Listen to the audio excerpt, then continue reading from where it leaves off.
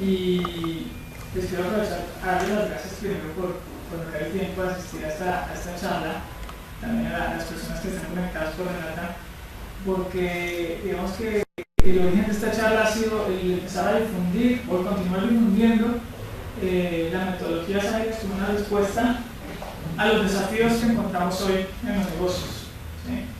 Y por eso le puse ese nombre: cómo enfrentar el desafío de las metodologías ágiles, ¿sí? Y para eso quisiera venir como con una pregunta. Aprovechemos que tenemos una asistencia que nos permite interactuar directamente, y quisiera preguntarles si conocen algo de metodologías ágiles, si ya están aplicando algo de metodologías ágiles, o sea, ya como escuchar un poco. Yo eso que las utilicé en un desarrollo en JSP y pasé a todo el Scrum. Sí, hace con Scrum. Sí. Perfecto. Si no hemos trabajado mucho en Scrum, intentamos seguir un poco la metodología, ahora seguimos la primera vez. Tenemos mucho de trabajo, entonces, por el tema de seguir de la lista que nos van a reuniones y todo eso, pero digamos que somos un poco visuales en la definición de los requerimientos, como lo propone Scrum, es la reunión de distintos perfiles para definir el alcance de cada sprint. Y bueno, a veces tenemos como ciertas discusiones con respecto a la metodología, pues con respecto a la documentación que propone la metodología, pero para mí la documentación siempre es, no creo que Scrum diga no hagan documentos, ni una parte del medio que dice no hagan documentos. Ni no hagan cronograma, ni no hagan una definición detallada de los requerimientos.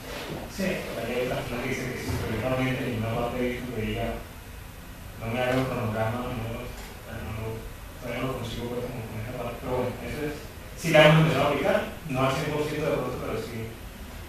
¿Yo no me la misma vez? No. Okay. No, ok, se encuentran aquí las cosas. sí. Ok, excelente. Esta no es una charla de Scrum, pero vamos a hablar de Scrum. Sí, vamos a hablar de muchas de esas funcionalidades y vamos a tener al final una sección para preguntas y respuestas donde vamos a abarcar varios de esas inquietudes que ustedes tengan. ¿Y cómo me acompañas? Sí. César. Scrum, pero... ¿Has trabajado en Scrum?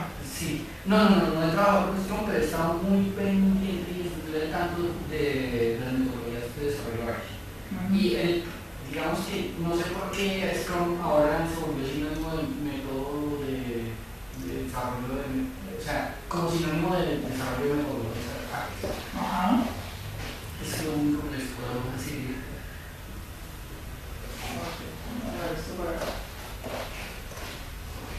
Sí, muy buen comentario, porque Scrum no es sinónimo de metodologías ágiles. Sí, que es una de las percepciones que se tiene. Las metodologías ágiles son un poco más amplias, pues son solo un marco de trabajo que se propone para trabajar. Es el más usado en el mundo, sí, pero no es ni el único, y pues termina mezclando con otras cosas. Bueno, pero esta charla va a estar orientada a que entendamos un poco qué es lo que hay detrás de esto, qué es lo que hay detrás de las metodologías ágiles y por qué han surgido como una respuesta a lo que está pasando, a las problemáticas que vemos en los proyectos de software, ¿sí? Y sobre eso vamos a ir recorriendo, digamos, un camino que nos va a ir dando luces de por qué en algunas empresas ha sido más difícil que en otras, y que entendamos el contexto de dónde estamos hoy y cómo podemos afrontar los desafíos que definen los sistemas que estamos desarrollando hoy, los clientes que tenemos y las nuevas tecnologías basadas en metodologías ágiles. ¿Ok? Bueno, mi nombre es Luis Mulato, yo soy ingeniero de sistemas, como ya lo había comentado aquí mi compañero, y yo llevo 14 años trabajando en la industria. He aplicado pues, diversas metodologías durante ese tiempo, sobre todo sobre la plataforma Java, en diferentes sectores, con resultados a nivel metodológico muy parecidos. A nivel técnico, algunos bastante bien, otros no tan bien, pero a nivel metodológico los resultados siempre siguen como más o menos un mismo patrón, ¿sí? Y para eso quisiéramos que comentáramos un poco por qué estamos aquí hoy. O sea, que tenemos dos razones por las que están ustedes aquí esta noche. La ciencia de las empresas pues, los requerimientos sean desarrollados rápidamente. La incidencia del tiempo de respuesta. Sí, el tiempo de respuesta de los programadores y todo el equipo de trabajo del proyecto. Ok. Eso es una necesidad. Una necesidad, sí, para aplicar las técnicas. Okay. ¿Y qué otra razón tienes? ¿Tus dos razones? Optimizar el programa, porque también se pretende con eso optimizar la metodología. Ok, excelente. Por acá. Digamos que las exigencias del mercado son hoy en día, ¿quién nos ha costado? O se ha aprendido el tipo de desarrollo si está menor hoy en día que se tenía en el pasado. Entonces las metodologías tradicionales son muy estructuradas y tienen muchos pasos. En cambio las metodologías de desarrollo responden como a esas necesidades del mercado. Para examinar eso. ¿Cómo responde las metodologías ágiles a las exigencias del mercado? Que una cosa se rebaja la variable de tiempo, entonces se organizan más recursos, pero la única forma o sea, lo del triángulo de la calidad, yo tengo que cumplir dos objetivos en unos recursos y un tiempo, pero le estoy trabajando a uno de los lados que es el tiempo. Yo tengo que ver cómo tengo que dedicar más recursos y tengo que también estructurar mi metodología para alcanzar esos objetivos en el menor tiempo. Ok. Y por aquí. Ver cómo estas metodologías ágiles le aportan más a los proyectos que las tradicionales. Por ejemplo, las tradicionales hay que mandarlos a recoger frente a las ágiles. Entonces, ver un poco por qué creemos que si las ágiles están más en auge en este momento, porque cada vez que intentan hacer las cosas más rápido, la metodología propone hacer más llegar más en menor tiempo. Eso no quiere decir que las tradicionales no lo deberían hacer. Entonces, por eso ver un poco porque siguen un problema de teoría frente a las otras. Okay. Y otra, pero están aquí para aprender y ver que para aprender un poco de cada Ok, excelente. Han mencionado varios temas que son muy interesantes que vamos a recorrerlos en la charla, e incluso en un marco un poco más amplio que simplemente el desarrollo de software. Para ver que efectivamente las metodologías tradicionales no es que tenemos que mandarlas a revolver, sino que hay proyectos donde hay necesidades que requieren que podamos responder más rápido al cambio. ¿Sí? Y vamos a ver por qué eso pasa, ¿sí? ¿Por qué es que se necesita eso? Bueno, y vamos a hablar un poquito de por qué fallamos, por qué no funcionan mis cambios metodológicos, ¿sí? ¿Qué significa la innovación aquí? ¿Cómo podemos hacer para llegar a hacer una transformación en una empresa? ¿Y cómo cambiar mi mente? ¿Sí? Y para eso voy a empezar planteando varias hipótesis. ¿Sí? Voy a estar planteando hipótesis de aquí hasta el final de la charla. Ustedes pueden estar de acuerdo conmigo, pueden estar parcialmente de acuerdo conmigo, o pueden estar completamente de desacuerdo conmigo. Y es totalmente válido, porque en esos contextos eso es así. ¿Sí? Entonces, no se trata de llegar a la razón o la verdad absoluta acá. Se trata de entender el contexto y mirar cómo podemos hacer para cambiar ese contexto.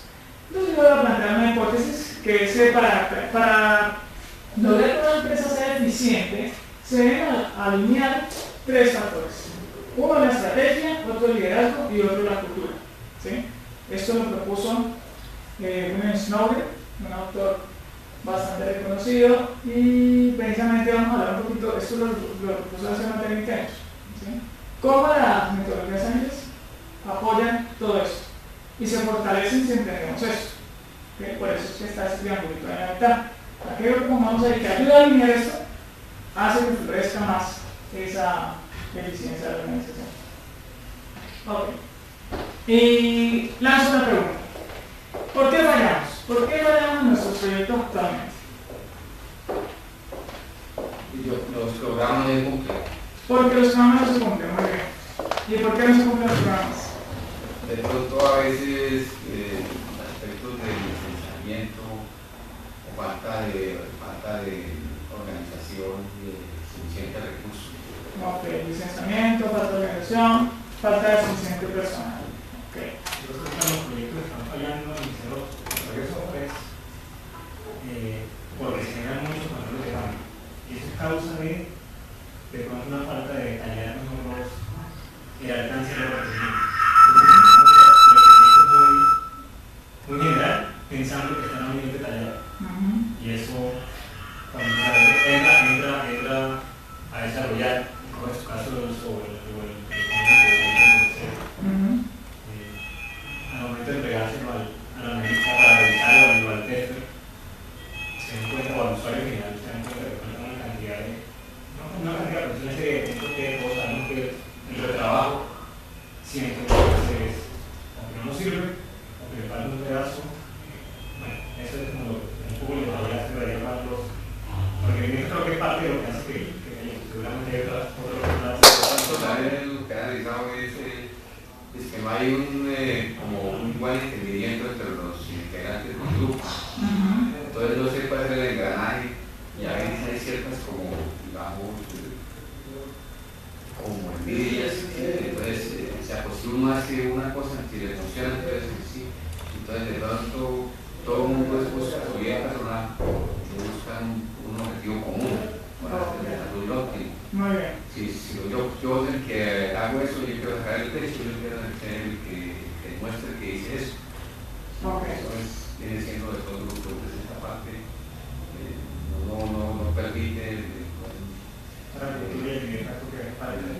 la optimización y buen desarrollo. Eso es la cultura, ¿no? Esa es el tipo de cultura que hay, ¿no? Sí.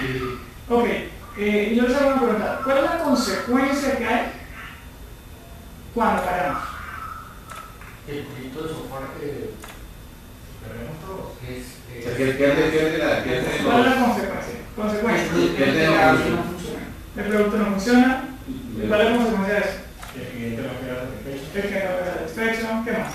empresa se viene abajo. Hacemos el trabajo, perdemos plata. La empresa y sus funcionarios pierden el goodwill de cuando se pierde el goodwill, se pierde credibilidad del cliente. del mercado. Ok. ¿Y qué más pasa cuando fallamos? ¿Qué otra consecuencia tenemos cuando fallamos?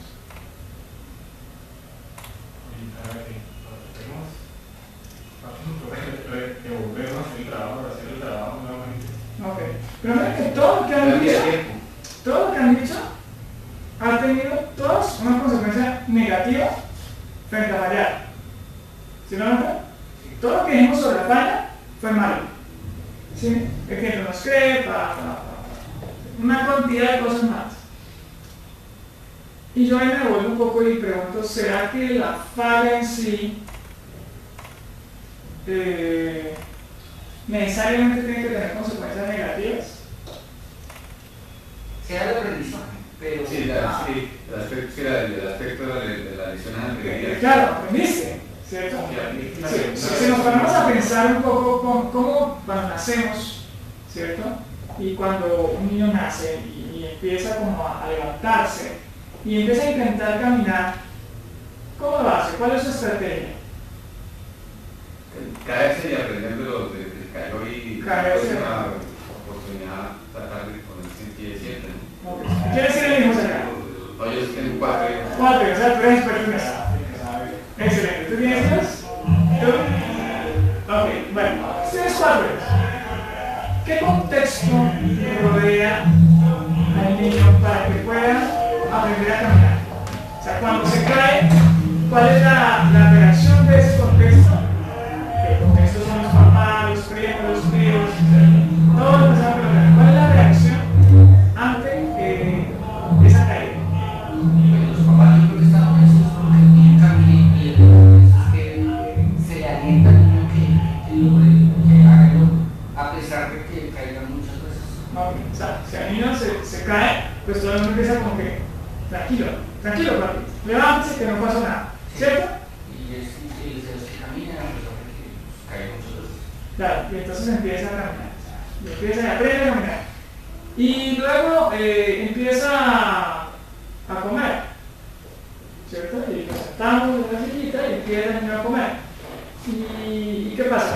¿Cuál es el contexto que lo rodea para aprender a comer? Le ponemos todo el juego de cubiertos con los platos y servilleta y mantel y todo para que coma.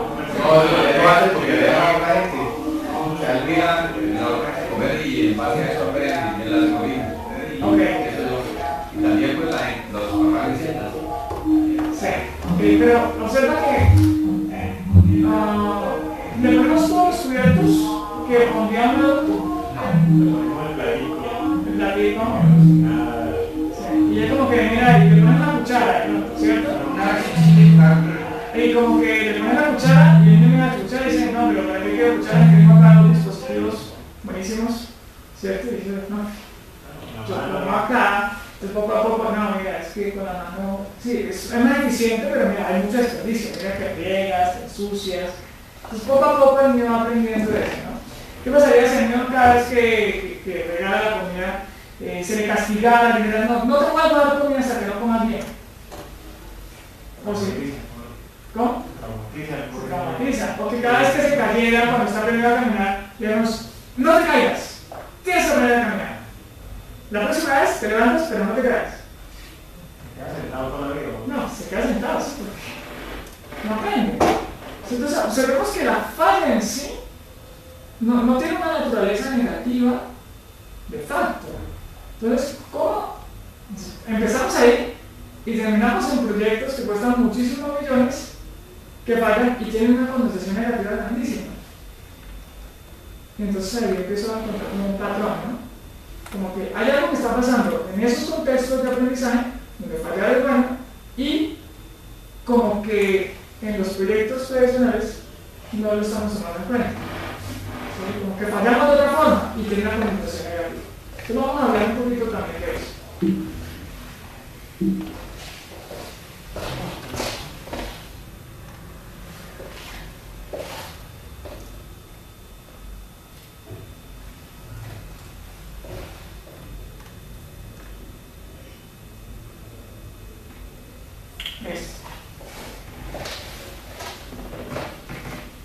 Y para eso vamos a entender la estrategia que usamos para solucionar problemas. Muy rápidamente. ¿Sí? Hay un investigador que se llama William Snowden y propuso 4 formas de resolver problemas. Los problemas simples, que son problemas que son de causa y efecto. ¿Sí? Problema simple. ¿Qué pasa si suelto el palito? Se cae. Ok. ¿Y si lo retiras? Vale, se cae. ¿Y puedo calcular la velocidad en la que se cae el palito? Sí, claro, la distancia y el tiempo que luego hay los pasos. ¿Y si vuelvo y lo hago, puedo volver a calcular la velocidad? Sí, claro. ¿Puedo calcularla antes de tirarla? No, tiene que haber una medición, entonces no. Sí, pero yo antes de soltarlo puedo calcular y predecir en cuánto tiempo va a caer al piso.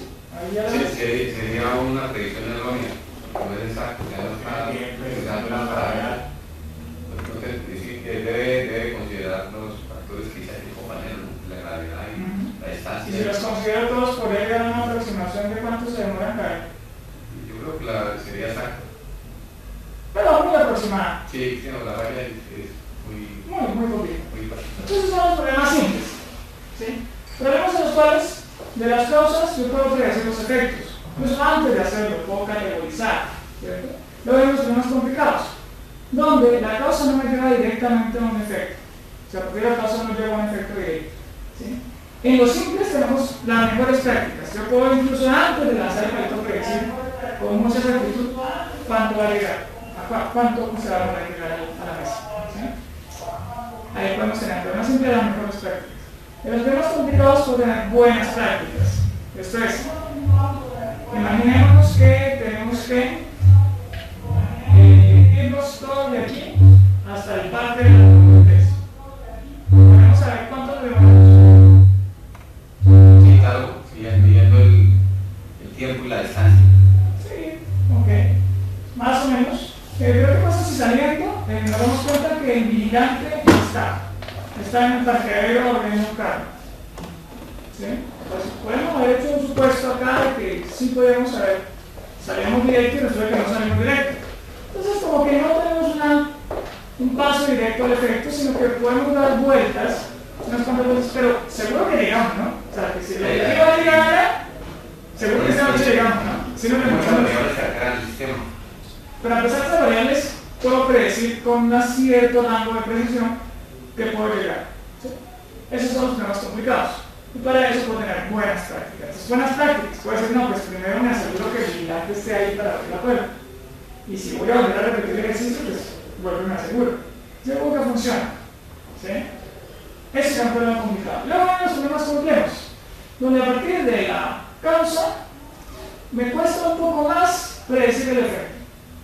Me cuesta mucho más, porque tengo variables. ¿Sí? Y aquí es donde suelen encontrarse proyectos donde la incertidumbre es muy alta. ¿Sí? En este y en este, la incertidumbre, en este la incertidumbre es relativamente baja, aquí la incertidumbre es muy chiquita. ¿Sí? En este la incertidumbre ya es alta. Incertidumbre baja, media, alta. ¿Sí? Entonces, en problemas complejos, no puedo tener buenas prácticas, no puedo tener malas prácticas, porque la incertidumbre es muy alta. Por ejemplo, tenemos que hacer una aplicación para un dispositivo móvil. ¿Cuántas variables puedo tener ahí? Muchas variables. Depende si es una aplicación web, si va a ser nativo, depende del equipo de programadores, depende de qué equipo aparte de los programadores voy a contar, depende de cómo especifico los requerimientos. ¿Cómo especificaríamos los requerimientos para una aplicación móvil? ¿Podemos especificar un caso de uso? Sí, aplican también. ¿Sí? Imagínate describir un caso de uso. Tienes que tomar el celular y oprimir en la pantalla, en la parte superior izquierda, y vas a deslizarlo y se debe sentir suave al pasar una imagen a otra. O sea, ¿creen que es suficiente eso para describir el comportamiento de una aplicación en un móvil? O interacciones como tienes que minimizar la pantalla con los dos dedos cerrándola al mismo tiempo. ¿Sí? En una aplicación móvil, los casos de uso son mucho más escuetos que en las aplicaciones tradicionales. Obviamente, en una aplicación móvil tenga que apoyar de prototipos, incluso prototipos en papel, en cartón, simular interacción, grabar videos, ¿sí? Definir otro tipo de elementos, porque solamente con el texto va a ser supremamente ambiguo, ¿cierto? Entonces aquí vamos a tener muchísimas variables, ¿sí? Incluso en las aplicaciones web modernas, ¿sí?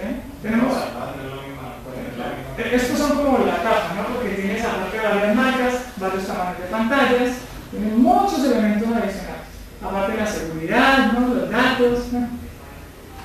Entonces, los problemas complejos son aquellos donde tienes muchas variables que no puedes controlar, o sea, hay alta incertidumbre. Entonces, en los problemas complejos, las prácticas no pueden ser ni buenas ni mejores prácticas, o sea, no las podemos hacer repetibles, no se puede. Aquí yo estoy haciendo en software, pero esto me puede aplicar a cualquier tipo de contexto. ¿Sí? Entonces, acá la solución es hacer prácticas emergentes. Las prácticas emergentes surgen normalmente de la experiencia. ¿Sí? Surgen de la experiencia. Surgen de hacer la cosa, mirar si funcionó y bueno, me voy acercando poco a poco a eso. ¿Sí? Pero entonces tratar de forzar o de predecir un proceso que nos lleve del punto A al punto B va a ser muy difícil si es un problema complejo. Muy difícil. O sea, tener un proceso completamente detallado con el de A a B es muy difícil, porque hay muchas variables. Entonces no podemos predecir el resultado. Y acá es donde muchos de los problemas, si sus proyectos tienen muchas variables y es de alta incertidumbre, probablemente acá empezamos a tener un poco de entendimiento de la raíz del problema. Tratamos de encontrar buenas prácticas o aplicar mejores prácticas en un contexto complejo, ¿sí? Donde esas buenas prácticas y las buenas prácticas que funcionan en ciertos contextos es el mío, porque tengo variables que se salen de ese contexto particular donde funciona. ¿Sí? Y tenemos un cuarto, que es el tipo de problema caótico, un incendio. ¿Por dónde se empieza a hablar un incendio?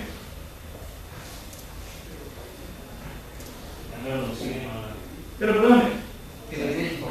Por la fuente de que incendios tampoco, pero no va a hablar con agua. ¿Por dónde empieza? el determinado tipo de incendios. Ok. Bueno, listo. Entonces determinas qué tipo de incendio es. ¿Y qué pasa si tú ves que se está incendiando este edificio y ven que en una ventana hay un niño colgado y está atrapado? ¿Por dónde inicia a apagar el incendio? no quiero apagarlo. Sí, pero tienes que apagarlo, porque no te quemas para sacar al niño. Lo más cercano próxima línea para ir. Ok, entonces cambia la estrategia. Pero entonces aquí no necesariamente puedes aplicar mejores prácticas o buenas prácticas, ni siquiera más de emergentes. Acá se aplican prácticas novedosas. Acá se inventa, se improvisa. En los contextos caóticos improvisamos para resolver los problemas. Es un contexto totalmente empírico, altamente empírico. Aquí hay improvisación de alguna forma de experimentación. Aquí hay improvisación de plano. Porque si el bombero llegó al piso y tuvo que pasar una puerta y la puerta está incendiándose, tiene que mirar por dónde pasa. ¿Sí? Y si se rompió el piso, tiene que mirar por dónde pasa y probablemente utilizar elementos que hay en el contexto para resolverlo. Estos son los problemas caóticos. ¿Ok? Entonces, aquí quisiera como plantear precisamente que para problemas complejos, las soluciones deben orientarse a prácticas emergentes. ¿Sí? Ese es como el punto central de esto. Y entender que si sus contextos están acá, hay que tener abierta la mente que son prácticamente repetibles. Si son acá, perfecto, son problemas repetibles. Das un poco de vueltas, pero llegas. Se aseguro que para ir aquí al parque de la 93 nos gastaremos 15 minutos, más o menos 3. Igual lo repito, más o menos 3, porque es el mismo problema. Controla las reglas. Pero en este ya no puedo hacerlo nada más. Ok. Le dejo una pregunta para que ustedes se contesten. Según Connelly, que era el cuadrante que estamos viendo ahorita, todo esto con el orden, ¿qué tipo de estrategia debemos abordar para nuestros problemas? Para los problemas que tenemos sorpresa, ¿sí? Una estrategia centrada en obtener las mejores prácticas, buenas prácticas o prácticas emergentes. Es una respuesta que cada uno en su contexto puede dar y probablemente para algunos proyectos van a orientarse a mejores prácticas, buenas prácticas, pero para otros tenemos que estar abiertos a prácticas emergentes. Y miremos qué implica eso. Y bueno, ahí ya empezamos a ver entonces por qué no funcionan si ahorita tenemos tantos procesos tan buenos y tan detallados. Tenemos ISO 9000, XXX, tenemos MMI, X1, 2, 3, 4, 5, 6, 7, todos que inventen de aquí en adelante. Tenemos ahora certificaciones de PMP, tenemos las PMOs. Y sin embargo, seguimos teniendo problemas en los proyectos. ¿Sí? Mi hipótesis aquí es que estamos abordando el problema centrado en seguir procesos. Y es una realidad para muchas empresas que, por ejemplo, se certifican en cualquiera de estas y solo en el momento en el que hay auditoría o revisión es que se actualizan todos los formatos y todos los documentos para estar al día. Pero realmente el proceso no es eso que está definiendo acá. El proceso es lo que está haciendo la gente, que después lo actualizan, pero el proceso era otro. ¿Sí? Entonces, de fondo, el proceso no responde a lo que normalmente se quiere. Y la pregunta es, ¿por qué pasa eso? ¿No? ¿Por qué a pesar de que nos certificamos y logramos a tener alto nivel de estandarización acá, no se sigue el proceso? ¿Sí? ¿Por qué intentamos cambiar el proceso? Un proceso menos eficiente por uno más eficiente, uno menos eficiente por uno más eficiente. Y nos olvidamos de la cultura. Nos olvidamos de la cultura de la organización. Ese es un punto muy importante que se aborda dentro de las metodologías ágiles. Porque ustedes en las metodologías ágiles no deben hablar de los procesos como tal, que deciden. Pueden hablar de principios y valores. Si van a oír hablar algo de Scrum, probablemente hablan de algo que llaman manifiesto ágil. ¿Sí? ¿Lo conocen? ¿No? ¿Más o menos? ¿Verdad? No. ¿No? ¿Ok? No. Listo.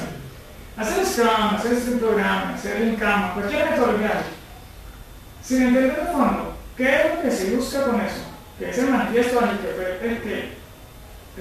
digamos el hilo conductor, el pegante que uno hace esas metodologías, pues empieza a ver también parte de la respuesta de por qué no podemos muchas veces implementarlo bien. Porque no estamos entendiendo qué es lo que está detrás de esos modelos, qué es lo que está detrás de esas metodologías. Ok.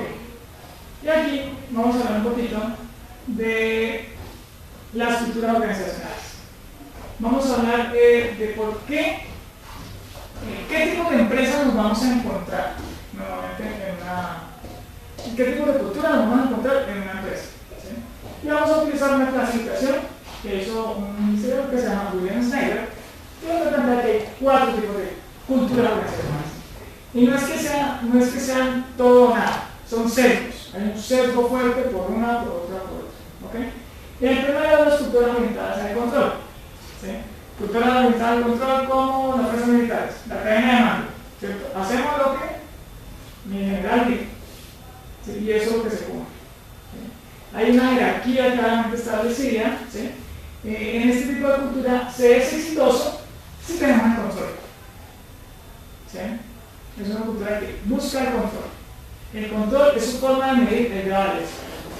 Entonces ahí por eso buscamos la predictibilidad, buscamos procesos, buscamos estabilidad, buscamos estandarización, seguridad. Todos esos son elementos que se buscan en las empresas que se orientan al control, donde la cultura organizacional es el control. El siguiente son las culturas orientadas a la competencia. Entonces quiero ser el número uno. ¿Sí? Son empresas que todo el tiempo están buscando ser el número uno. Buscan la eficiencia, buscan el logro, la meritocracia, buscan la expertise, la creatividad, la innovación.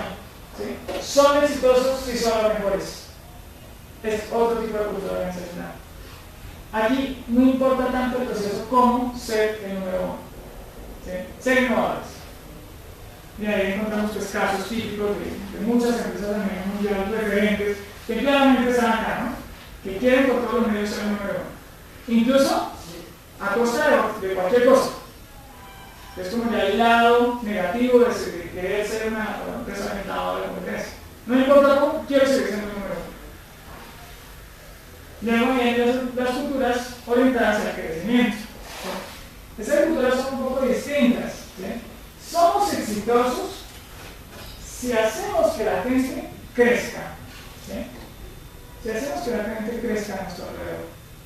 Son las culturas de organizaciones, por ejemplo, las religiones buscan que todos los feligreses crezcan espiritualmente. O por ejemplo las ONGs, ¿sí? Buscan que las poblaciones vulneradas logren salir de la pobreza. ¿Sí? Culturas, organizaciones orientadas al crecimiento de sus individuos. ¿Okay? Y el cuarto son las culturas orientadas a la colaboración. Entonces nos dicen, las culturas orientadas a la colaboración son exitosas si trabajan juntos. Lo más importante para estas empresas son que las personas estén juntas. Las personas entran porque quieren formar parte del grupo. ¿Sí? Y aquí entonces hay elementos como alta sinergia, confianza, diversidad, equipos, integración, colaboración, alta colaboración. ¿Sí? Esos son los 4 tipos de culturas que plantea William Sneyd. Ahora bien, pensemos un poco dónde estamos. Pensemos un poco dónde estamos. La pregunta que le daría es, de esas 4 culturas organizacionales, ¿en dónde están ustedes actualmente? En una cultura orientada al control, ¿sí? Donde se hace lo que el jefe dice, en una cultura orientada a la competencia, en una cultura orientada al crecimiento o a la colaboración. ¿Sí? Es una respuesta muy importante, porque eso les va a generar su punto de partida. O sea, yo parto de eso. ¿Sí? Las metodologías ágiles, vamos a ver que están altamente concentradas y funcionan y florecen muy bien en contextos o en culturas organizacionales de este tipo. Funcionan muy bien. En las otras funcionan en mayor o menor grado, pero donde más se potencia es acá. ¿Sí? Y vamos a ver un poco más adelante por qué pasa eso.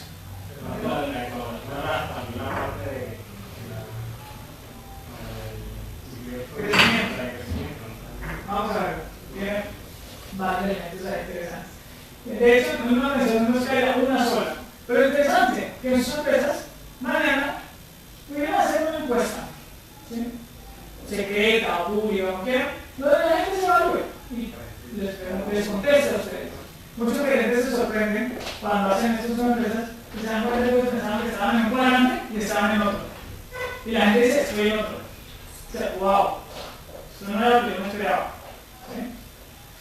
Entonces, esto es como el punto de partida. Esta charla tratamos de establecer las bases para establecer una estrategia acá. La base es primero conocernos, conocer dónde está nuestro contexto y por qué pasa lo que pasa en mi contexto. Ok, entonces les dejo también esa pregunta, para que la resuelva no solo su respuesta, sino la de todo su equipo y la de toda la empresa. Porque ese es el punto práctico. Saber en qué cultura estoy y a dónde me quiero mover. ¿Ok? Ahora vamos a hacer otra pregunta. ¿Por qué algunas ideas de la gerencia funcionan y otras no? Aquí me voy a ir a establecer otra hipótesis. Podemos ver acá la famosa línea de producción del modelo T, que empezó a inicios de 1900, ¿cierto? Con Henry Ford, donde el gráfico, pues toda la teoría de crédito, basada en la especialización de la línea de producción, ¿sí? Donde podemos tener un trabajo repetible, ¿sí? Interesante esto, ¿por qué? Porque esto nos va a reflejar un poco por qué las empresas de hoy son como son. En la línea de producción, cada persona trabaja en lo suyo. Está especializado en una sola cosa, ¿sí? Por ejemplo, había un chiste muy famoso de Henry Ford donde decía que usted podía escoger el color del carro que usted quiera, siempre y cuando sea negro. ¿Sí? Entonces, eso refleja un poco esto, ¿no? Estandarizas. ¿Por qué? Porque es que la pintura que compro es negra, entonces todos son negros. Y todo lo hago en serie, en serie. Y miren que de alguna manera eso implica, es que, ¿qué pasa si este señor se enferma? Hay que reemplazarlo. Hay que reemplazarlo. Entonces lo quito y lo corto. Se para la línea de producción, tengo que sacarlo y ponerlo. Entonces, de alguna manera son recursos reemplazables. ¿Sí? Y observen cómo nuestro discurso, cuando hablamos de organizaciones en las empresas actualmente, hablamos de recursos. Partamos de eso. En una empresa ágil, se evita, hemos aprendido que la palabra recurso es nociva para un proyecto, para una organización. ¿Por qué? Porque te vuelve un instrumento reemplazable. ¿Sí? Entonces ustedes, un buen índice de agilidad de una empresa, es ver cómo llaman a sus recursos. Si llaman recursos, sospechen. ¿Sí? A las personas las vamos a llamar personas. ¿Qué son personas? No recursos. Y eso tiene que ver con el modelo mental que tenemos de empresa. El modelo mental que tenemos viene de todo este tipo de empresas que tienen como la vista de línea de producción y donde tenemos una visión de que la empresa es una máquina. Una máquina donde podemos poner y quitar fichas y no pasa nada. Ah, pero ¿qué pasa si es una empresa de tecnología donde las personas no se pueden reemplazar tan fácil? ¿Cuántas veces nos ha pasado que se va un recurso y reemplazarlo es muy difícil o no se puede? Trae 2 o 3 expertos, si los consigues, y no se puede reemplazar porque tenía todo un background, todo un conocimiento del proyecto que se fue con él. Por más que documente, toda esa expertise que llevaba se la llevó con él. Entonces, nuestras empresas no son empresas de fichas intercambiables. ¿Cierto? Bien, esa es mi hipótesis. Ustedes pueden estar parcialmente, totalmente o totalmente en desacuerdo conmigo. ¿Cierto? Mi hipótesis es, las organizaciones de tecnología no manejan fichas reemplazables. No son recursos, son personas. Y esas personas tienen motivaciones. Y vamos a hablar un poquito más allá de eso. Entonces miren lo que pasó con este modelo. Las empresas empezamos a tomar este modelo, incluso muy ligado a las fuerzas militares. Por eso se habla de, estamos haciendo un proceso de reclutamiento. ¿Sí? Reclutan, ¿no? ¿Sí? De la línea de cultura organizacional centrada en el control. Se observa todo el modelo mental de organización que tenemos ahí y la forma en la que nos referimos a las empresas. Y claro, no es de extrañarse que tengamos este tipo de cosas, ¿no? Algo parecido a la línea de producción. Estos son call centers. Personas especializadas en funciones individuales con cubículos centrados. Y esto lo hemos llevado al extremo. Empresas con cubículos para cada uno, donde su trabajo sea totalmente independiente de los demás. ¿Sí? Este es el tipo de modelo de empresa que se ha venido trabajando en los últimos 100 años. ¿Sí? Centrado en el control, la predictibilidad, la seguridad. ¿Sí? Y esto particularmente ha funcionado. Ha funcionado porque si no, no tendríamos lo que tenemos hoy. Por eso tenemos carros, por eso tenemos aviones. Funciona, es un modelo que funciona. Partamos del hecho. La línea de producción ha sido un éxito total. Un éxito. Pero tiene límites. Y el problema es que parece ser que estamos tocando esos límites, al menos en el contexto tecnológico. ¿Sí? Entonces, la misma estrategia que se aplicaba para otras cosas, acá no puedo hacer. Para otros contextos, acá no puedo hacer. En contextos tecnológicos no lo puedo hacer. E empezó a tener unos límites muy fuertes. Y entonces no es raro encontrarse estas cifras. El famoso reporte de CAO de 1994, donde nos dice que solo el 16% de los proyectos eran exitosos, versus un 53% problemáticos y un 31% cancelados. Imagínense el tipo de industria que tenemos acá. Si hiciéramos aviones, y contamos como que todo el sector, para una sola empresa, hiciera aviones, y le encargáramos hacer 10 aviones, ¿cuántos aviones se entregaban al final? Si solo el 16% le quedan buenos. No, 1.6. No puedo entregar 1.6 aviones, entregó 1. ¿Por qué no pueden entregar 1.6? Porque no puede entregar una parte decimal. Porque punto 6 no vuela. Muy bien, ¿cierto? Porque punto 26 serán las alas, o el motor, o la silletería y el chasis. Pero eso no vuela. Entonces, de 1.6, si hiciéramos aviones, solo un avión volaría. De 10. Uno de cada 10 volaría. Imagínense el tipo de empresa, el tipo de sector en el que estamos. ¿Sí? Y esto hablamos del 94. Estas cifras han venido mejorando proporcionalmente, pero todavía son bastante problemáticas. ¿Sí? Entonces, partamos de eso, ¿no? Miren ya en el contexto en el que nos estamos moviendo. 1994, y uno de cada 10 aviones solamente se produce y vuela. Pero hay otras culturas. Hay otras empresas donde la cosa parece que sí está funcionando. ¿Sí? Estas son las oficinas de Google. No me acuerdo de dónde es esta foto. ¿Y qué podemos notar, por ejemplo, de este tipo de cultura, de este tipo de empresa, de este tipo de interacción versus el anterior? ¿Qué diferencias notan? ¿Qué diferencias saltan a la vista? No hay currículos. Es más colaborativa. ¿Por qué? ¿Por qué es más colaborativa? Porque los espacios son abiertos. Hay espacios abiertos. Sí. Ok, ¿qué más? ¿Qué más ven? Se ven las personas como más, ¿cómo se dice? Más libres, pues más, no sé cuál es la palabra. Más productiva. En el otro lo veas como más encasillada en algo. Ajá. Aquí la veo un poco más en todo, en la forma de vestir, en lo que tienen los escritorios, en los equipos que manejan, en el ambiente, en la presentación de la empresa, las lámparas, todo el ambiente de la oficina se ve muy más agradable que el ambiente que mostraste. El call center o de están todos los cubículos. Muy abierto y invita un poco más a la expresión de la persona. Ok. Bueno, pero hacer ejemplos con Google es muy fácil, ¿no? Porque es que ellos tienen toda la plata del mundo, y entonces no. 80-20, le cambian peligro, acá las cosas. ¿Sí? Pero resulta que no son los únicos.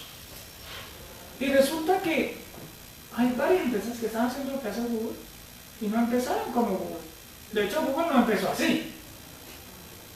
Google empezó como muchas empresas empiezan, con 2 personas y un emprendimiento. Así empezó Google. Y van en esto. Pero miren, es la visión de empresa que tienen lo que está reflejando esto.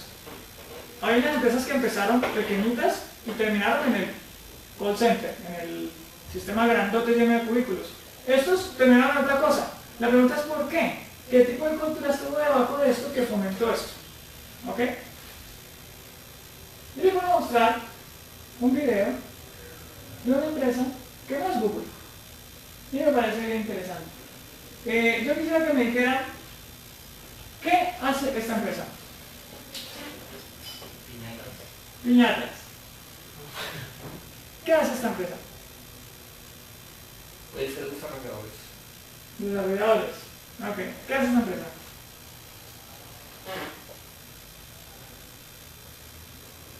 De pronto está dedicada a la línea de asesoría.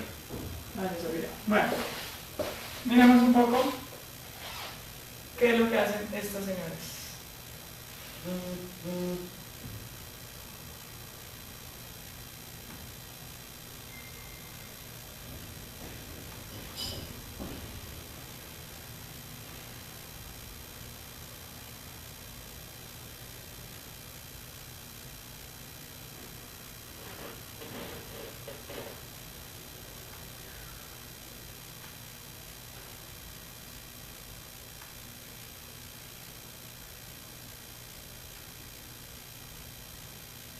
It is hot. It is hot here right now.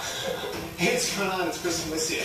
Today we're going to be hanging out with Zappos to learn about how they've built an epic company culture that is the core driver of their business and how they've built this strong culture from the ground up.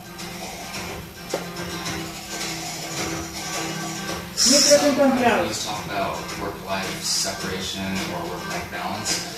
And for us, our approach is really to focus on work-life integration. Because at the end of the day, it's just life. The Zappos culture is unlike anything else I've ever seen.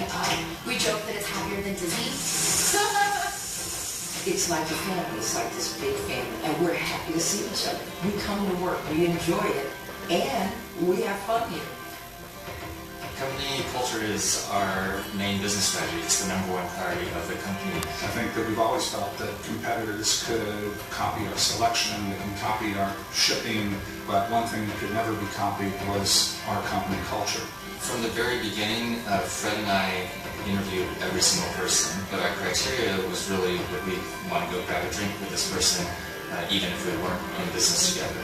And if the answer was no, then we just wouldn't hire that person. That's kind of the idea behind the way that we hire here, is it's more important that we're getting the right people that are going to fit into our culture, that are going to appreciate our culture, help grow our culture. Performance reviews include whether you're living or inspiring the core values of others, but what we found is it's much, much easier just to spend the extra effort on the front end. And sometimes that means it will take twice as long to fill a position, but if you get the culture right, then most of the other stuff like dealing in great customer service or building a long-term enduring brand of business will just be a natural byproduct of that.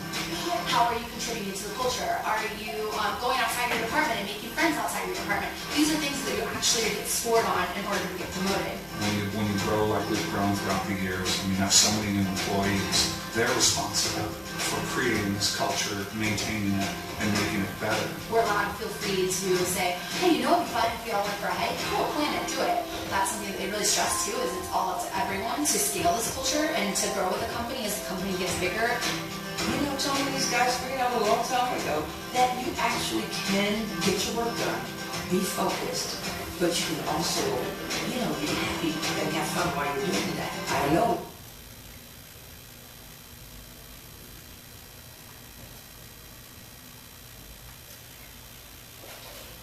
Ok. Zappos es una empresa que se dedica a un negocio buenísimo. Venden zapatos por internet. ¿Cuántos de ustedes han comprado zapatos por internet? Yo he comprado. ¿Sí? 1 de 3. Bueno, 4, porque yo nunca he comprado zapatos por internet. Y los tipos cambiaron radicalmente la cultura de las empresas que trabajan en este sector, que ya había cuando estaban. De hecho, Amazon vendía zapatos por internet hace tiempo. Los tipos solo se enfocaban en eso. Pero el diferencial más grande que tienen es la cultura organizacional que implantaron desde el principio. ¿Sí? El fundador de esta empresa venía a una empresa corporativa, de corbata, y decía, esto no es lo que yo quiero hacer en mi vida. Y se enfrentó al desafío de empezar a emprender y logró esa empresa. Y tiene unas cifras bien interesantes. 1.300 empleados. Contratan más o menos un empleado nuevo cada 84 días. Y venden, en promedio, 100.000 pares de zapatos diarios. No son cifras despreciables. Y esto no es Google, esto no es Amazon. No empezó con grandes inversiones. No. Empezó muy pequeños. Obviamente con capital. Pero el gran diferencial, y es lo que venden ellos, es la cultura organizacional. Es una cultura altamente orientada al crecimiento y a la colaboración. Y no es una empresa de tecnología. Tienen sistemas de cómputo y seguro que habrá desarrollado, pero no es una empresa que tiene nada que ver con software. Su negocio es vender zapatos por internet. Entonces, el truco cuál fue con esta empresa. Su objetivo era tener unos valores y principios muy claros que la gente los apropiara. ¿Sí? De hecho, el primer valor de Zappos es lograr el efecto wow en el servicio al cliente. Y los personajes tienen el mejor servicio al cliente del mundo. El mejor servicio al cliente del mundo. La gente es obsesionada por darle al cliente el mejor servicio posible. ¿Sí? Y este es el creador, Tony Shep. Y Tony Shep dice que entonces una persona no puede darle mejor servicio al cliente a otra si esa persona no es feliz. Es algo como bastante filantrópico, y suena como muy raro, ¿sí? Pero eso lo toman muy en serio. De hecho, ya no hay gerentes. Y se crearon nuevos cargos. Innovaron en eso también y crearon un cargo nuevo que se llama The Happiness Manager, el gerente de la felicidad. Y es una persona encargada de hacer que la gente de la empresa sea feliz. A toda costa. Y el resultado ha sido impresionante. Porque hoy en día no solamente es bueno quien da el servicio, sino que también hay que dar algo más allá del servicio. Hay empresas, hoy en día la diferencia no es si me da conexión a internet este o este, es cuál me da un mejor servicio sobre esa conexión a internet, y va más allá de eso. Estos personajes tuvieron eso clarísimo. Y sabían que por más que estandarizaran sus procesos, no iban a llegar allá, tomaron otra vía. Claro que tienen procesos totalmente definidos, ¿sí? Pero están muy orientados a satisfacer a las personas, ¿sí? ¿No les ha pasado que cuando uno va a un banco, por ejemplo, tienen que hacer una fila y si se equivocan en el formato, a mí me pasó una vez, me equivoqué ya llegando allá y me dijo, no, este no es, tienes que hacer otro. Bueno, no lo podemos hacer ahí, no, tienes que hacerlo. Me fui, busqué el formato, ahí no lo consigo, lo llené y cuando lo fui otra vez a acercar, me dijo, no, tiene que hacer la fila de nuevo. Pero ya hice la fila y era larguísima. Y el vigilante me dijo, no, tiene que hacerla de nuevo, porque el proceso es ese. ¿Sí? No sé si les ha pasado experiencias similares. Se pone más bravo. ¿Ah? Se pone más bravo. Y se pone más bravo, ¿no? Entonces como que el proceso prima sobre las personas. ¿Sí? En este tipo de empresa es al contrario. Las personas son lo más importante. El cliente es lo más importante y prima sobre el proceso. ¿Sí? El proceso se define en función de las personas. Y ellos se toman eso muy, muy en serio. ¿Sí? Tanto que el tipo sacó un libro en el 2010, ¿sí? Que se llama Delivering Happiness. Top seller. Best seller en ventas. En 2011 y 2012. Ha vendido muchísimos libros de este tipo. Y lo que escribió es cómo hizo él para hacer eso en una empresa. Y básicamente el cambio radical que vio es principios y valores en una cultura organizacional radicalmente diferente. ¿Por qué? Porque las empresas centradas en los procesos, aunque funcionan, generan valor, generan productos, hoy en día no son suficientes para dar lo que el mercado, los clientes exigen. No es que te lo pidan por favor, te lo exigen. Ese modelo no es suficiente. ¿Y qué tiene que ver esto con metodologías ágiles? Ya vamos a ver esto cómo converge, ¿sí? Porque de fondo, y estos videos han puesto virales en internet, la cultura organizacional de ellos como es lo que se los ha hecho surgir. Ellos plantean el deliver the wow through service.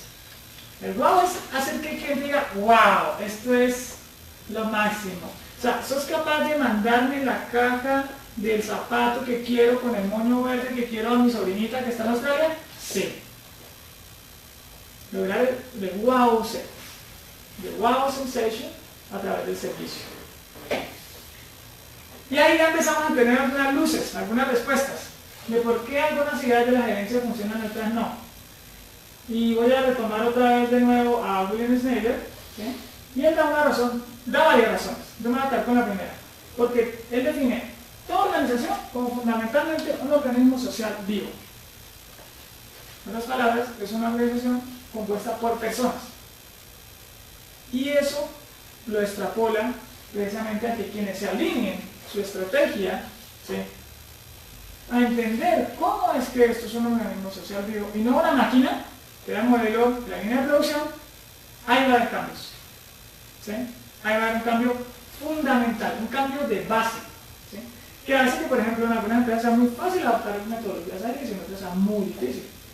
¿Sí? Son comunidades de personas con una visión. Otra razón es, la cultura organizacional es más poderosa que cualquier cosa. Esto es, por más que usted quiera imponer un proceso, si su cultura es distinta, el proceso tiende a volver al original. Hay una inercia en la empresa. Hay empresas donde se han implementado metodologías ágiles con muy buenos resultados. Le han cambiado 1 o 2 personas y la empresa en unos años vuelve otra vez a lo mismo que antes. Es increíble eso. Documentados. Y proyectos grandes, súper exitosos con Agile. Que cambiaron 1 o 2 personas y todo se vino abajo. Se vino abajo porque la cultura seguía siendo lo que estaba abajo. Y volvieron al modelo totalmente tradicional. ¿Sí? Entonces miren lo fuerte que es eso. No basta solamente pensar en un proyecto y que la cosa funcione, sino que hay que trabajar todo el tiempo en fomentar esa cultura de base. ¿Sí? Intervenciones enfocadas en el sistema funcionan. Las basadas en componentes del mismo usualmente no. Si nos enfocamos en transformar, volver a ir un equipo, la cosa queda ahí. Ellos tienen un techo y no van a poder romperlo, porque el resto del sistema sigue siendo anti-ágil. ¿Sí? Entonces, ágil no se basa de transformar, no habla de transformar equipos, habla de transformar organizaciones y sus interacciones. O sea que no solamente basta que el equipo sea ágil y aplique Scrum, sino que también el cliente tiene que ser ágil. Y tiene que entender esos valores y compartirlos con el proveedor. Y las gerencias tienen que ser ágiles. Y gestión humana tiene que ser ágil. ¿Sí? Y eventualmente eso hace que cambie la cultura de la organización. Porque acá, cuando hablamos de Agile, no estamos hablando de un proceso que voy a implantar. Estamos hablando de un tipo de cultura al que quiero parecer. ¿Sí? Por eso, si uno habla de Scrum y se mete solo a seguir las prácticas, tiene unos resultados muchas veces positivos, pero la cosa se queda como en un límite, en una pared, en una barrera. Claro, y esa barrera es la cultura que rodea a todo ese equipo donde está implementando Scrum. ¿Sí? Ok. Pregunta, para que lleguen para la casa. ¿Qué tipo de cultura les gustaría fomentar? ¿Qué tipo de cultura creen que en los próximos 5 años vendrá siendo más exitosa que cuál? ¿Sí? Y esto es una hipótesis, ustedes tienen todo el derecho a estar en desacuerdo. ¿Sí? Investiguen, averigüen, comparen, miren qué empresas están siendo más exitosas hoy. Ejemplos fáciles, ¿no? Google, Facebook, ¿sí? Twitter, Microsoft, que en un momento fue bastante innovadora. Hoy está costando muchísimo mantenerse a la par con empresas que dan respuesta mucho más rápido. Sacaron la tableta de últimos. Hace poco estaba viendo un programa de innovación y estaban en el conference y la innovación más grande que sacaron fue que Office iba a estar en la nube. ¡Wow! Office en la nube. Y Google tiene Google Drive hace ya bastantes años. ¿Sí? Entonces la cosa, como que por ahí, no tiene que ver tanto con el proceso que yo estoy implantando, sino con la cultura que está detrás. ¿Sí? Y claro, la cultura se cambia a través del proceso. Yo voy cambiando el proceso y poco a poco transformo la cultura. Pero no puedo pensar que la cultura va a cambiar por sí sola. ¿Sí? Son preguntas que me parece interesante que ustedes se lleven en la cabeza para que reflexionen un poco de dónde estoy en mi empresa, cuál es mi ecosistema, cómo son mis proveedores, ¿sí? Y cómo me gustaría ser, cómo quisiera que fueran y qué tengo que hacer para llegar allá. ¿Sí? Entonces, algunas máximas que les dejo, que pueden compartir o no. Para los sistemas complejos, estrategias adaptativas. No puedo tratar de tener recetas mágicas, procesos estandarizados, detallados. Y más con unos dispositivos tan volátiles como los que tenemos hoy, que queremos hacer aplicaciones en móviles cuando cada 6 meses o años nos está sacando un nuevo dispositivo móvil con un tamaño distinto de pantalla o con un tipo de imagen de más resolución que hace que cambien todas las imágenes de mi aplicativo porque no se va a ver horrible, se va a ver pixelado, cosas tan simples como esas. ¿Sí? Cada cierto tiempo cambia el sistema operativo, a veces está cambiando supremamente rápido y algo también está cambiando supremamente rápido. Entonces, mira cómo ese modelo responde, cómo respondería ese tipo de problema a una estrategia con una estrategia adaptativa versus una estrategia basada en mejores prácticas o buenas prácticas. Cambia tu cultura a través de tu proceso. ¿Sí? El objetivo es cambiar la cultura, no cambiar un proceso por otro. ¿Sí? Y ahí vamos a empezar a encontrarle más sentido a ciertas cosas que se hacen en Scrum, como la retrospectiva. ¿Sí? entender qué funcionó bien, qué funcionó mal y cómo podemos mejorar y que eso realmente se cumple. ¿Sí? Las culturas colaborativas son un nuevo paradigma en la industria y está funcionando. Y cuando digo colaborativas, aquí le pondría plus, más crecimiento, ¿no? No solo colaborativas. Y son hiper exitosas. No son exitosas, son hiper exitosas. Son muy exitosas, son más exitosas que las tradicionales. Y se están llevando a muchísimas empresas por delante, tradicionales, que venían teniendo un éxito bastante importante. Estas empresas son hiper exitosas. Estrategias, bueno, aquí les voy a dejar referencia para que la miren. ¿Dónde se enfoca la estrategia cuando mi cultura es de control, de colaboración, de competencia, de cooperación? Y, esto es lo mismo, y el liderazgo. ¿Por qué a veces cierto tipo de estilo de liderazgo que se ve en los equipos, en las organizaciones, funcionan bien y no funcionan tan bien? ¿Sí? Si es de control, liderazgo directivo, si es de competencia, definición de estándares, si es de crecimiento, de carisma, líderes carismáticos, si es de colaboración, líderes participativos. Pero ¿qué pasa si escojo un liderazgo, si pongo un líder en un contexto que no corresponde? Un líder directivo en una cultura de crecimiento, acostumbrado a dar órdenes. ¿Sí? Un líder carismático en una cultura de control. No quiere que las personas den lo mejor de sí, pero cumplan órdenes. ¿Sí? Un líder participativo en una cultura de competencia. Un líder regulado en una cultura de colaboración. ¿Sí? ¿Cómo eso, si no está alineado, empieza a ser también un problema? No me voy a meter mucho en el tema de liderazgo, que sería un tema también súper amplio, pero simplemente lo menciono como un elemento muy importante que tiene que estar alineado. Ya hablamos de la estrategia asociada a la cultura, el tipo de cultura en el que estoy, al que quiero llegar, y el liderazgo, asociado, alineado a la competencia. El estilo de liderazgo que ejerzo depende del tipo de cultura que voy a hacer, o que quiero llegar a ser. ¿Sí?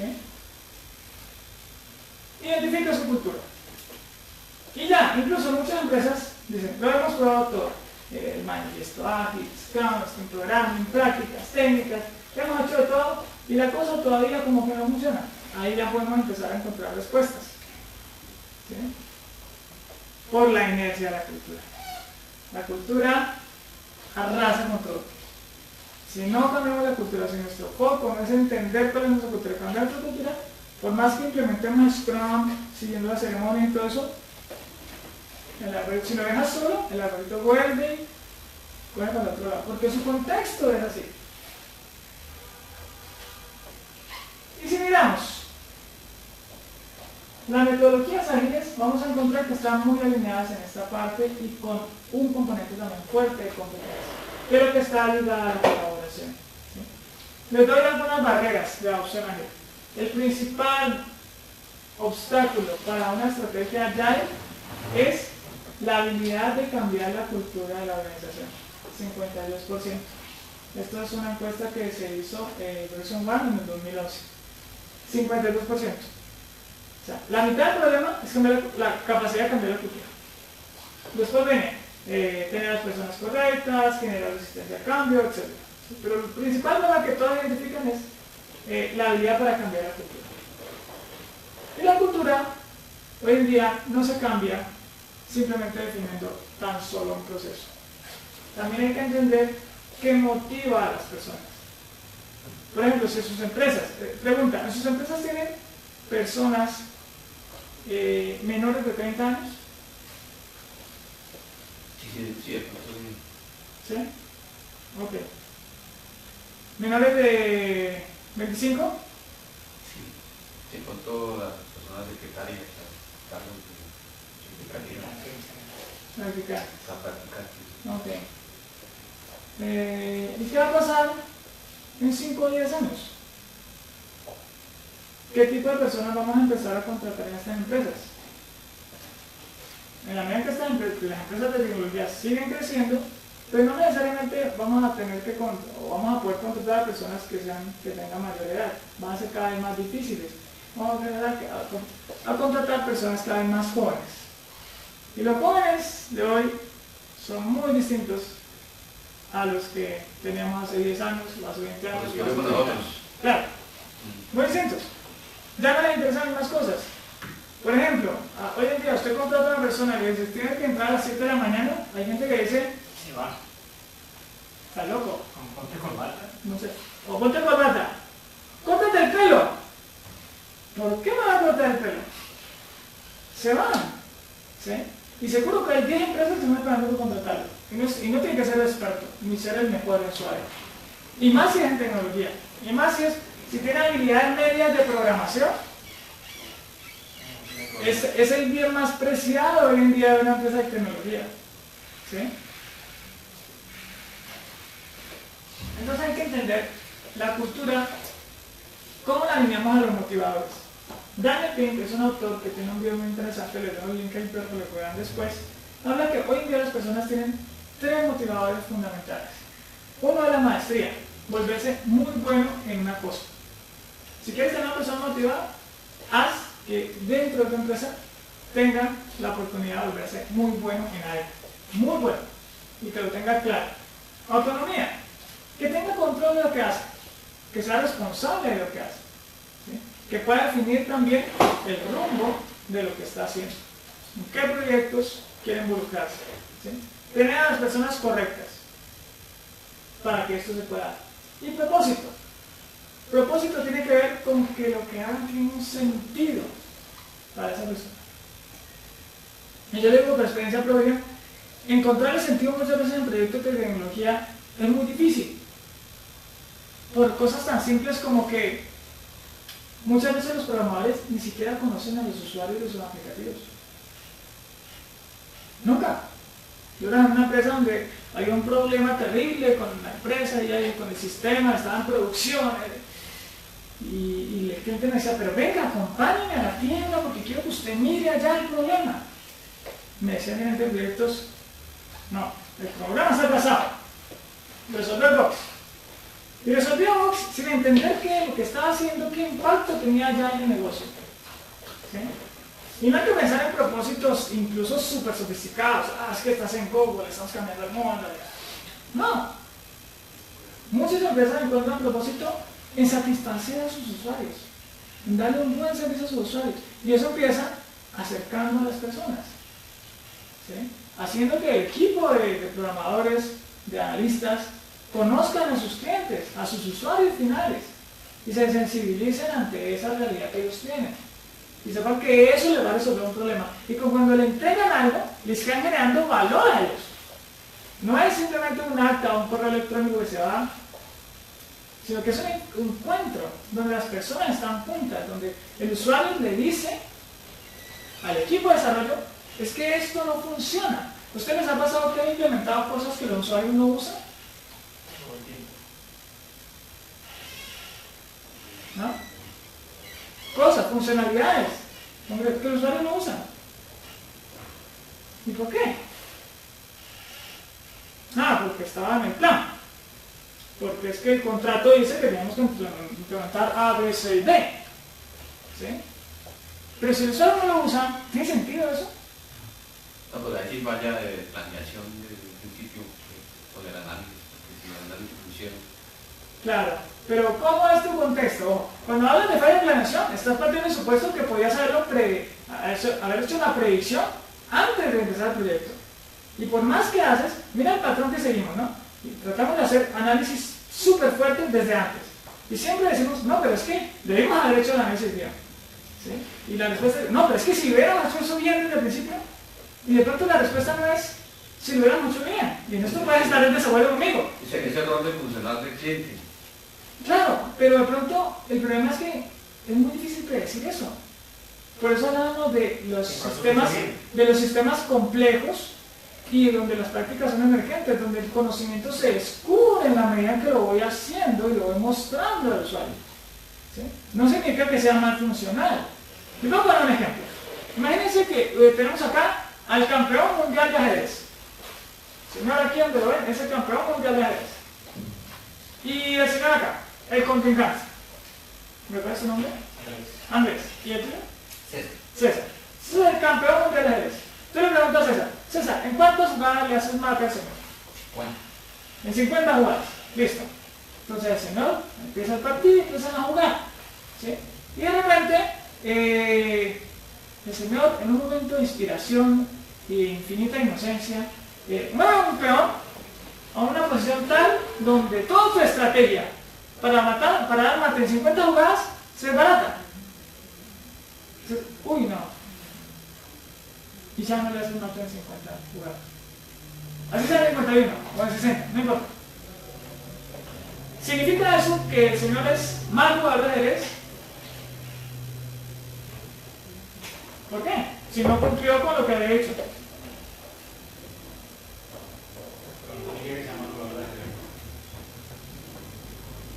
Pero no cumplió. Hizo una promesa. Nos dijo que cumpliera en 50 y no cumplió. Y eso es un partido de ajedrez, ¿no? Que tiene unas cuantas variables, muchísimas posibilidades. Pero de alguna forma está relativamente controlado.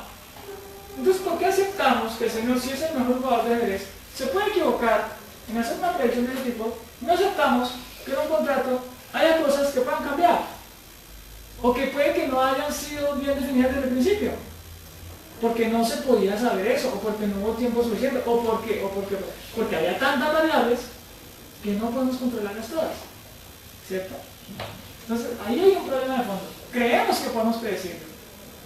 Y mientras sigamos creyendo que podemos predecir eso, vamos a tener esos resultados. Porque partimos del supuesto de que eso se puede predecir, incluso basamos los contratos en que eso se puede predecir. Y eso desde la perspectiva ágil presenta un paradigma que no es sostenible. Y por eso comentamos que los proyectos siguen fallando. ¿Sí? Hay una variable importante que esa jugada 51 o la jugada 60 implican, si son 60 ladrillos más, implica comprar 60 ladrillos más. Claro, excelente. Entonces, pues, el contrato, uno puede cambiar un poco en que, listo, hago 49, 60, pero está el factor económico, que es una variable que nadie puede... Claro. ¿Cómo jugamos con la... ¿Cómo jugamos para poder hacer proyectos de software donde podamos cumplir con las 60 jugadas y no le cueste más al cliente? ¿Cierto? Yo te voy a dar una premisa. Y tienes todo el derecho a no estar de acuerdo conmigo. Eso en un proyecto de software no es lo más importante. Lo más importante de un proyecto de software no es cumplir con el alcance. Mientras seguimos pensando que cumplir con el alcance es lo más importante, ahí ya tenemos un problema. Eso no es lo más importante. Nunca lo ha sido. Esa es mi hipótesis. Mi hipótesis es, lo más importante es entregar lo de mayor valor lo más rápido posible. Y le doy un ejemplo. Imagínense que vamos a hacer Word y tenemos que salir a producción en un mes. En un mes. ¿Qué funcionalidades meteríamos en esa versión de Word? Tenemos que, de cero, tenemos que hacerlo. ¿Qué meteríamos ahí? Que escriba. ¿Qué más? Que corrija. ¿Cómo? Que corrija. Que corrija. Corrector ortográfico. Ok, ¿qué más? Que se puede imprimir. Que se puede imprimir. Formato. ¿Qué más? Colores. Que se pueda grabar el archivo. Colores. Que se pueda guardar. ¿Cierto? Ok. ¿Qué es más importante? ¿Guardar o corregir ortografía? Guardar. Corregir ortografía, porque es que corregir ortografía y imprimir. Pero ¿y si no guarda? Papel. Si no guarda, pierde el tiempo, pierde el trabajo. Ok, ¿qué es más importante? ¿Guardar o cambiar el color de la fuente? Guardar. Ok. ¿Qué es más importante? ¿Escribir o imprimir? Escribir. Ok. ¿Qué es lo más importante? ¿Guardar o abrir? Guardar, que abre. Pero y si haces guardar y no abrir, Se pierde el tiempo. ¿Sí? Ambas cosas son importantes. ambas cosas son importantes, ¿cierto? Entonces, digamos que en esa primera opción, esas dos como que sí o sí van. Es como cortar, pegar, ¿no? ¿Cuál entregar primero? ¿Cortar o pegar? No, cortar, pegar. Tienes que darle una junta para que sirva. Entonces hay unas que como que claramente son muy importantes, que claramente están arriba en lo que quieres que entregue primero. ¿Sí? Y hay otras que como que están más abajo. ¿Ustedes han utilizado la funcionalidad de Word de impresión de sobre masiva? Nunca. Nunca. Sí, claro. ¿Cuántas veces la han usado el último mes? No. Ninguna. Ok, Pero ya si que no la, usarla, ok, pero 200, 300 si no la usaras, ¿dejarías de usar Word? No, seguía usando Word. Lo hubieras Alguien comprado Word. podría hacer exactamente lo La conozco, pero nunca la he usado. Ok, muy bien. Entonces, esa no estaría arriba. En ese primer mes de entrega, seguro que no entregamos esa. Porque hay una población a la que le interesa, pero la gran mayoría no le interesa. Y como queremos vender eso a la gran mayoría, pues esa la ponemos más abajito. La ponemos más abajito. ¿Qué más importante? ¿Impresión de lotes o corrección ortográfica? Corrección ortográfica, ¿sí? Porque eso lo usamos todos. Corrector ortográfico. Va más arriba. Entonces miren que finalmente si el producto tiene que salir en un mes, claramente tenemos que tratar de enfocarnos en generar el valor lo más rápido posible, identificando lo de mayor valor de negocio. Y es una premisa muy compleja de determinar porque no podemos predecirla tan fácilmente como en el ejemplo de Word, sino que se va descubriendo. Entonces, en la medida, la estrategia para hacer un proyecto ágil, en la medida en que descubro con el cliente aquello que le genera más valor a su negocio y se lo entrego rápido, eso va a ser más valioso para él. Porque imagínense que entregamos nuestra versión de Word un mes después y ya la podemos vender. ¿Por qué? Porque escribe, guarda, abre, imprime. Con eso está.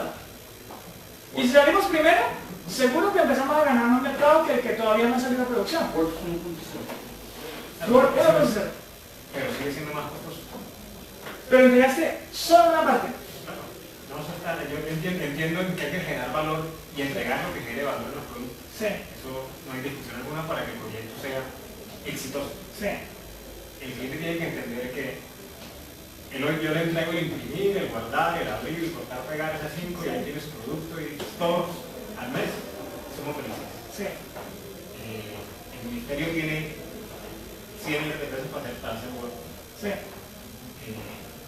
El mes, ¿cuánto cuesta la obra de ingeniero, de guía de ingeniero para hacer recordar, imprimir, no sé qué? Sí. Al siguiente mes ya quieren impresión en lote, quieren la impresión masiva, quieren Sí. todo eso. Sí, pero mira, ¿Cuánto se le queda porque aquello que no claro, estaba estipulado? cuando se le acaba, hay realidades que no puedes cambiar. Cuando se acaba la plata, se acaba la plata. Y es una realidad. ¿Sí? Lo que buscamos es darle el mayor valor posible con esa plata. Porque la realidad es que no puede tener más. No, de acuerdo, pues ¿Sí? es el punto de... Sí, para no le alcanzaste a cortar, pegar, no alcanzó para imprimirse. No alcanzó. Pero es que no le alcanzó. No, Eso, pero o sea, es- contrata, imagínate un contexto real. Contrata a un señor para pintar tu casa. Y tú quieres pintar esta habitación. Y tú le compras 2 tarros de pintura. Y el señor empieza a pintar. Y te pintó hasta estas 2 paredes. ¿Es culpa del señor que no te haya alcanzado la pintura? No, pero si yo lo contrato para pintar la casa completa y él me dice que eso le cuesta 20 millones de pesos, Claro. no me pueden entregar un cuarto. Claro. No me pueden entregar un Pero cuarto. hay parte de una base, de un tipo de contrato y de un tipo de modelo donde negociaste alcance. ¿Sí? Entonces, si tu plata es, claro, si tu, es el 90% de los contratos, el agilismo plantea que eso está mal, que tiene un problema.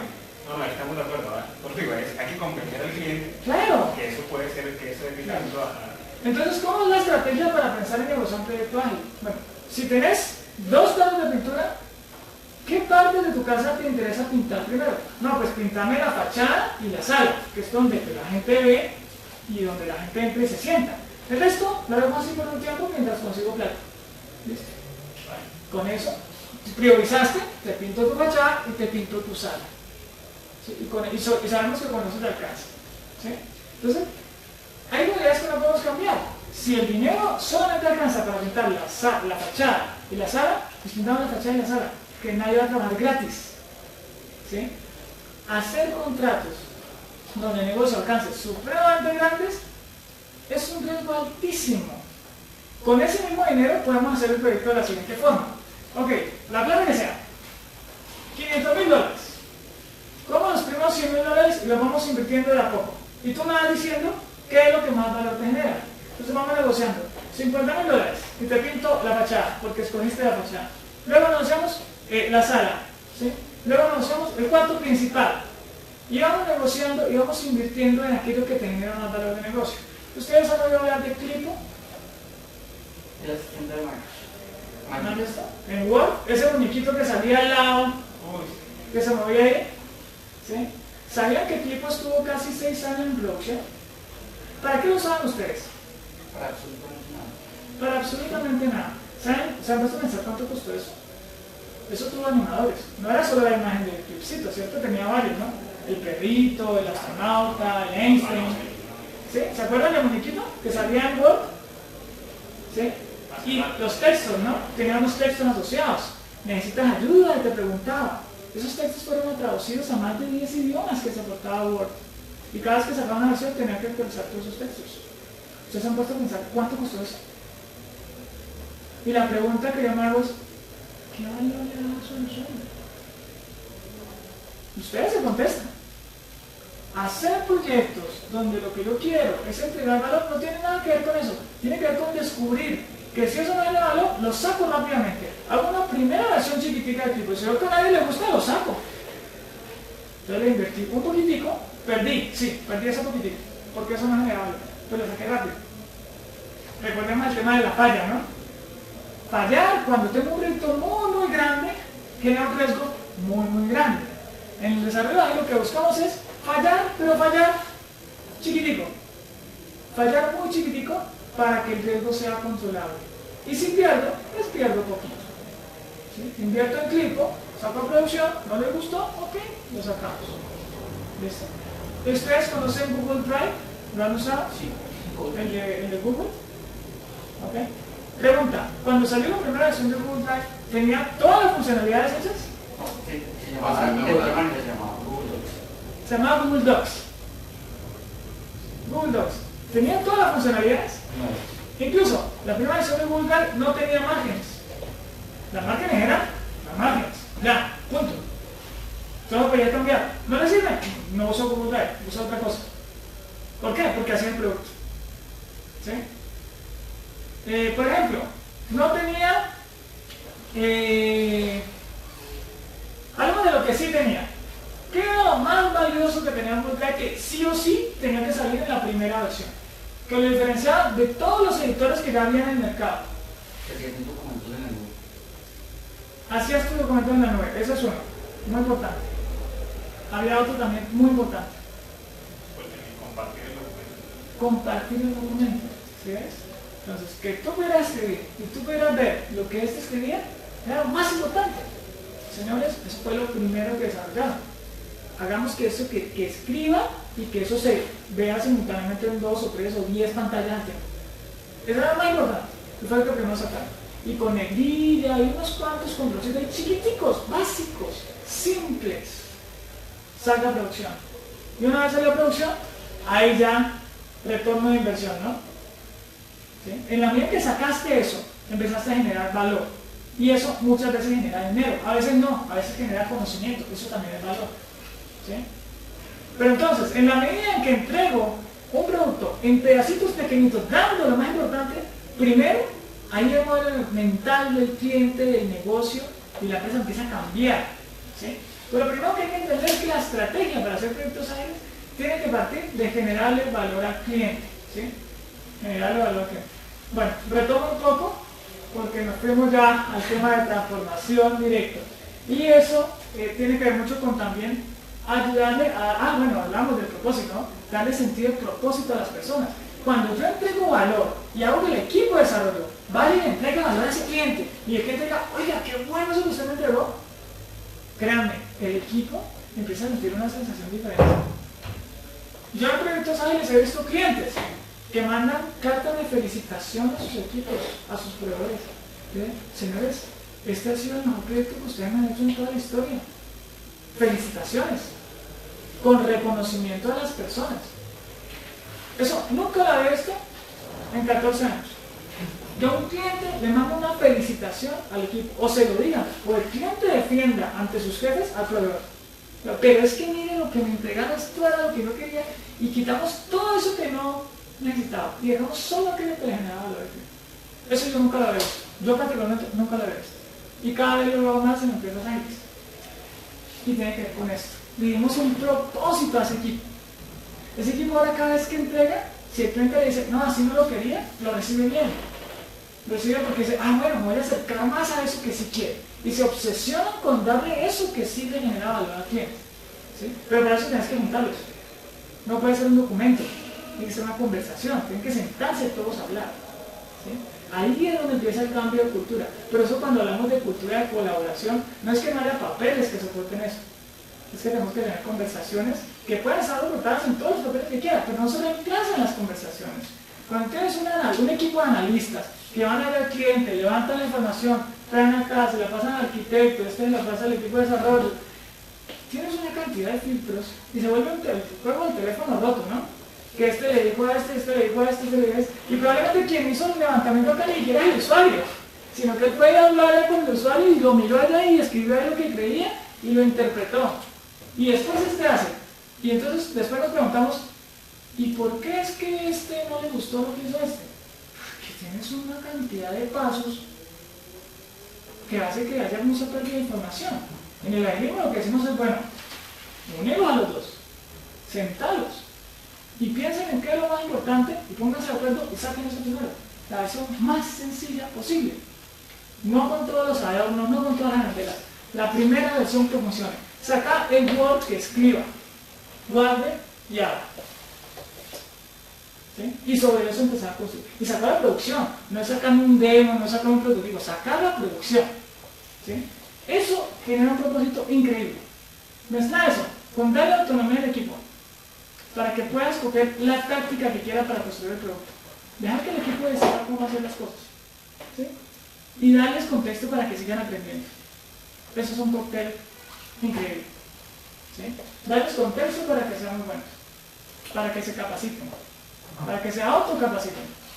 ¿Sí? No solamente son cursos, muchas veces es darles espacio para que se reúnan a investigar. Por eso Google hace lo que hace, la ley del 80-20, que le dan el 20% del tiempo para proyectos de innovación, pero que tengan que ver con el negocio. O sea, ellos no se lo dan, vaya libre y haga lo que quiera. Están pensando en el negocio, están dando la oportunidad de alcanzar esa maestría, incluso conociendo tecnologías que no son las que están trabajando en su proyecto específico. No importa. Eso es lo que la persona quiere, probablemente esa tecnología se puede hacer por otra cosa. Entonces los motivadores son fundamentales. ¿Sí? Y entonces, ¿qué pasa con los estándares? ¿Sí? Porque ahí tenemos una batalla ahí muy fuerte, ¿no? Vivimos en un contexto donde valoramos muchísimo la estandarización, tanto que tenemos niveles. Hay empresas, hay certificadoras que dan niveles. Entre más alto, más valorado, más valioso es. ¿Sí? Mi hipótesis ahí es que la innovación va en contra de la estandarización. De la estandarización detallada. No es que no haya estandarización. Ojo con esto, los absolutismos aquí son peligrosos. Pero cuando trato de estandarizarlo todo, reduzco la capacidad de innovar de una empresa. ¿Sí? Reduzco la capacidad de innovar. Hace poco aprendí que en Toyota ellos estandarizan el proceso de innovar, que es otra cosa. No estandarizan el proceso de hacer las cosas. ¿Sí? Y es una diferencia muy grande. ¿Sí? Entonces, entre más quiero innovar, más libertad tengo que dar para no estandarizar. Estandarizar cuando ya tengo algo repetible. Cuando tenga algo que sea una y otra vez, ahí cada vez se estandariza más. Pero si tenemos un contexto con alta incertidumbre, tienes que dar también libertad para innovar, para experimentar. ¿Ok? Esto se los dejo para que lo miren. Es un video de una empresa que tiene que hacer un producto y se va a la tienda. Esta es una empresa que es una cadena de venden joya, lentes, un supermercado, un hipermercado, es grandísimo. Y estos tipos tienen una unidad de innovación súper interesante. ¿Saben cómo hace el desarrollo? Se van a la tienda, con las máquinas, con el equipo de desarrollo, con todo, y hacen un producto. En el video muestran cómo hacen el producto. El producto es para trabajar en una tableta y lo que buscan es que la persona que compre los lentes pueda ponerse los lentes y en la tableta mirar cómo le queda, tomarse una foto y mandárselo a los amigos para que vean cómo le queda. Y lo hacen en tiempo real. Y hacen todo el producto ahí y los filman día a día y van mostrando y tienen el feedback real del usuario. El usuario va viendo la aplicación en la medida que la va construyendo, desde el diseño, el bosqueo en el papel, lo van construyendo y el usuario no le gustó esto, cambia. Y por ejemplo, hay un hallazgo muy interesante que hacen ellos, es que la aplicación todo el tiempo fue diseñada así, porque las caras son así, ¿sí? Y la aplicación la pusieron ahí. Y un momento donde un usuario se puso unos lentes y miró y decía, oye, pero no veo nada. Y dice, no, pero ¿cómo que no ves? Si yo veo que aquí está tu cara. Sí, pero yo no veo nada. Y resulta que se quitaba las gafas y sí veía. Entonces las tabletas, cuando usan lentes polarizados, si los pones verticales, ves negro. Pasa con algunas cámaras. A mí me pasó en una cámara que quise había dañado y era que los lentes eran polarizados y se ve negro, por la forma en la que los rayos llegan a la lente. ¿Sí? ¿Y qué hicieron con ese feedback? Ah, bueno, pues así no funciona. Ya está visto para todos los lentes. Y ya, otra aplicación que funciona así. Eso no lo había podido descubrir si hubieran hecho todo un preanálisis, porque era algo que solamente se iba a descubrir cuando el usuario usara el producto. Lo que no pasó puede... a Apple con los beta iPhones, con los iPhones que se doblan, que nunca los probaron, el proceso de prueba fue en un laboratorio y jamás se les ocurrió poner los iPhones en un entorno real, en la parte trasera de un pantalón. ¿Y qué pasó? Se doblaban, se doblan, porque son los últimos que salieron el mes pasado. Jamás, los testings, ellos mostraron los laboratorios y ellos tenían las máquinas de probar fuerzas en la mitad de los aparatos y jamás se les ocurrió que con aluminio dentro de un pantalón en un tamaño de esos teléfonos se doblan los teléfonos. Los últimos. Los últimos, pues estoy hablando de hace 15 días. Ah, eso no lo sabía, mira. Pero eso hay que verlo bien porque eso dicen que es más mala publicidad que otra. No es mala publicidad. Lo que pasa es que ellos tienen una máquina de mercadotecnia que es capaz de borrar esas pruebas, pero las pruebas yo las vi y efectivamente se doblaban. Y ellos jamás hicieron pruebas en el mundo real. No les pasa lo que pasa, eso no es... Seguro que pasa, o sea, y seguro que si no fue eso, seguro que les ha pasado a otras iguales. Lo que pasa es que ellos tienen, unos seguidores de marca terribles, ellos van a negar eso, pero los hechos están en las pruebas y claro. sucedió. Claro, porque es que en un negocio eso que no puedes sacar 10 celulares y mirar qué pasa, ¿no? Bueno, sí puedes, pero tiene otras implicaciones, ¿sí? Entonces, ojo con eso. El tema es que miren cómo la falla, incluso en ese caso, es una falla tardía y es muy costosa. Cuando la falla la hago mucho más temprano, en iteraciones más chiquitas, y voy mostrando, como en el caso de los lentes, que son el tipo de aplicación que normalmente hacemos nosotros, ¿no? O sea, nosotros no hacemos celulares con 200 funcionalidades ahí embebidas. Eso es un problema que es diferente a hacer una aplicación web. Es otro problema. Un dispositivo tiene una complejidad altísima, ¿sí? Hacer una aplicación no. Una aplicación para un usuario normal, muy corriente, la aplicación de los lentes. Puedo llegar a darle 3 o 4 funcionalidades que sean muy valiosas y luego empiezo a darle más. Luego el usuario dijo, oiga, chévere que me hiciera, que me mostrara la cara, pero también que me mostrara la anterior foto para yo comparar cómo me queda esa con esta. Ah, qué chévere, sí, entonces me hice una funcionalidad que mostraba las dos caras. ¿Y qué tal si me muestras después abajo todas las fotitos que he tomado? Ah, listo. ¿Y qué tal si después me dejas mandar por correo solo unas cuantas? Ah, ok. ¿Y qué tal si me dejas poner un titulito a cada lente con la marca del lente para saber de cuál era? Y todo eso salió de esa interacción constante, de ciclos de retroalimentación corta. Entonces, el objetivo cuando tenemos una estrategia de desarrollo aquí, tiene que ver mucho con salir de la zona de confort. ¿Sí? Tiene que ser con ampliar nuestra zona de aprendizaje y entrar a algo que se llama la zona mágica. Es un video muy interesante, les recomiendo que lo vean, y habla sobre cómo las empresas hoy en día tienen que arriesgarse más y salir de esa zona de confort. Y entrar en terrenos donde no necesariamente se sientan tan cómodos y cómo ir haciendo para que poco a poco nos vayamos extendiendo en esa zona de confort. ¿Sí?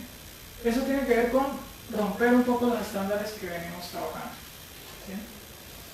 ¿Sí? Y para terminar, les quisiera comentar un poco sobre dónde están los mercados. Esta curva que ven acá se llama la curva de la difusión de la innovación. ¿Sí? Y plantea cómo se distribuye una innovación en una población. Entonces plantea que hay un 2.5% que son innovadores, luego un 13.5% que son adaptadores tempranos de esas innovaciones, luego un 34% que son early adopters, early majority, o sea, los que llegan después de que estos compraron, ¿sí? Estos son los que hacen cola en una tienda Apple para comprar el primer Apple, el primer iPhone. Esos son los que lo compran después de que sus amigos geeks se lo recomendaron. Esos son los que lo compran porque el hijo se lo regaló al papá. Estos son los que lo compran después de un año que salió. ¿Sí? Y estos son los que no lo compran. ¿Sí? O estos son, por ejemplo, si fuera el correo electrónico, ¿sí? Esta es la gente que empezó a usar el correo electrónico en modo texto. ¿Sí? Y esta gente que hoy en día todavía no tiene correo electrónico. ¿Para qué nos sirve esto? Esta curva de la dirección de la innovación. Eso tiene que ver mucho con el mercado. Cualquier idea de negocio, cualquier iniciativa que ustedes impongan o definan, va a tener una población a la que quieren llegar. ¿Sí? El contexto ágil está orientado a trabajar sobre todo esta área de innovación, porque es donde está el talento. La gente quiere trabajar en contextos de innovación y acá es donde está el mercado más grande. Imagínense que sacamos una innovación o nos pegamos a una innovación en este punto y empezamos a desarrollar la tecnología, productos alternativos, servicios alternativos a este mismo producto. ¿Sí? Todo el mercado va a ir evolucionando hasta que cubre todo y sale esa innovación del mercado. ¿Sí? Entre más rápido la cojamos, más grande va a ser el mercado que vamos a abarcar. ¿Sí? Yo siempre muestro esta gráfica porque para mí es como muy reveladora de dónde queremos estar. ¿Sí? Los contextos de desarrollo tecnológico hoy en día están muy alineados a buscar contextos innovadores y desafíos innovadores, ¿cierto? Entonces, si queremos hacer esto, hay todos unos motivadores intrínsecos en las personas, como los que vimos anteriormente, que voy a tener que desarrollar en mi empresa si quiero estar acá. Porque si no, lo que pasa es que voy a empezar a trabajar con tecnologías que ya no se están usando o que van de salida en el mercado. ¿Sí? Hombre, claro, uno puede decir, pero es que en mi empresa yo ya tengo un producto establecido, con muchos clientes, yo no puedo sacar mi base instalada de un día para otro. Windows es un ejemplo, que seguro que tiene más tiempo que todos nosotros juntos. ¿Sí? ¿Ah? ¿Sí? Y ellos no tienen que sacar todo eso. Y sin embargo, están constantemente preocupados por sacar su siguiente versión, que ojalá se desprenda de todo lo anterior, que aprenda de todo lo que aprendieron, pero se desprenda de mucho de lo malo y saque algo totalmente diferente para volver a poner esta curva de cero. En el caso de Windows cada vez le cuesta más trabajo. Y en el mercado de las tabletas es una batalla a la que entró tardísimo. ¿Sí? Entró cuando estos innovadores que fueron Apple ya estaban acá, ellos cogieron todo este gran mercado, ¿sí? Y cuando ellos sacaron la tableta ya entraron como por acá. Cuando ya toda la gente que podía tener tableta, la gran mayoría ya tiene tableta. Entraron acá y sacaron su tableta. Pero lo que les queda es este mercado. Pero este mercado que queda, pues ya también tiene un posicionamiento de los que ya están, los actores que están en juego. ¿Sí? El agilismo lo que usa es combinar todo eso para generar contextos altamente colaborativos, con cultura de crecimiento y altamente innovadores. ¿Sí? Son las bases, los drivers que hay que tener en cuenta para lograr hacer una adecuada adaptación ágil. ¿Sí? Esto es lo que está de fondo detrás de algo que se llama el manifiesto ágil. La pregunta que yo hago acá es, bueno, estoy dentro de esta curvita del mercado, ¿dónde quiere estar? ¿Sí? Si quiere estar aquí, son desafíos diferentes, son culturas diferentes, ¿sí? Son personas diferentes las que desean estar aquí. Y cada cultura genera una potencialidad diferente. Aquí hay de todas las culturas también. Y hay unas que tienen más éxito que otras. Ahí uno empieza a comparar ya por qué unas tienen más éxito que otras. ¿Sí? Culturas como Apple, que queremos ser el número uno, está por acá. Todo el mundo quiere trabajar allá. Hiper innovadores. ¿Sí? Y ahí para abajo hay un montón de empresas. ¿Sí? Entonces, otra máxima que le digo. Gestione su estrategia de cambio hacia la innovación. No hay otro camino. En tecnología no hay otro camino. Si no innovo, muy pronto voy a estar por fuera del mercado. ¿Sí? Ejemplos como lo que pasó con las aplicaciones para localizar el taxi. ¿Se acuerdan? El radioteléfono, una tecnología que duró muchísimos años en todo Colombia. Llegaron 2 o 3 empresas, incluso un emprendimiento de aquí, colombiano, rápidamente se posicionó en un mercado que decían, es imposible que eso no pueda dar. Se reían de esos emprendedores, con sus tableticas y sus aparaticos, eso no va a funcionar. Incluso los grandes operadores de radio trataron de comprarlos. Pero no, señor, usted no entiende de qué estamos hablando. No le alcanza su dinero para comprar esto. No le alcanza todo su negocio para comprar esto. Porque son aplicaciones que ya están pensadas para un mercado global. Donde el mercado, los radiooperadores tenían un mercado científico, que era el de Colombia. ¿Sí? Una campanita así. Y estos personajes que están implementando están viendo esto. No tiene sentido. Me estás comprando sobre un mercado así. Yo quiero llegar a un mercado así. ¿Sí? Entonces lo estaba viendo todo el tiempo. Orientar la estrategia hacia la innovación. No hay otro camino. La innovación ágil, precisamente lo que busca es eso. Ese cambio de chip. No solamente hacer prácticas, ¿sí? Que es lo que llama la agile practices. Hacer ágil, ¿sí? Que es precisamente seguir los procesos. O sea, tratar de seguir como seguía haciendo la cultura, pero ahora con procesos ágiles. ¿Sí? Sino cambiar el mindset, cambiar la cultura organizacional hacia un mindset ágil donde buscas que la gente sea ágil. No que haga ágil, sino que sea ágil. Que cambie el paradigma. ¿Sí? Y eso empieza, y recuerden cuál fue el principal punto de dificultad, con entender el manifiesto ágil. ¿Sí? Entender bien esto, por qué es más valioso, por qué es más interesante que lo otro que habíamos trabajado. Porque debajo de esto, aquí no me hablan de Scrum, no me hablan de nada de esas cosas, me hablan de este tipo de cultura. Empezamos con el primero, solo quédense con el primero. Valorar a los individuos en interacciones. Responda a una cultura orientada a la colaboración y el crecimiento. ¿Sí? Por encima de los procesos de herramienta. Ya de entrada te está definiendo un tipo de cultura. ¿Sí? Software funcionando, entregame valor. Por encima de documentación, grandísimo un proyecto. No, dame chiquitico, pero dame valor rápido. Y yo quiero ir modificando ese valor y amoldando mi necesidad de negocio. Colaboración con el cliente sobre negocios, contratos. A esto está hablando de negocios de contratos con alcance fijo. Sí. ¿Sí? Eso es nocivo, eso mata a los proyectos.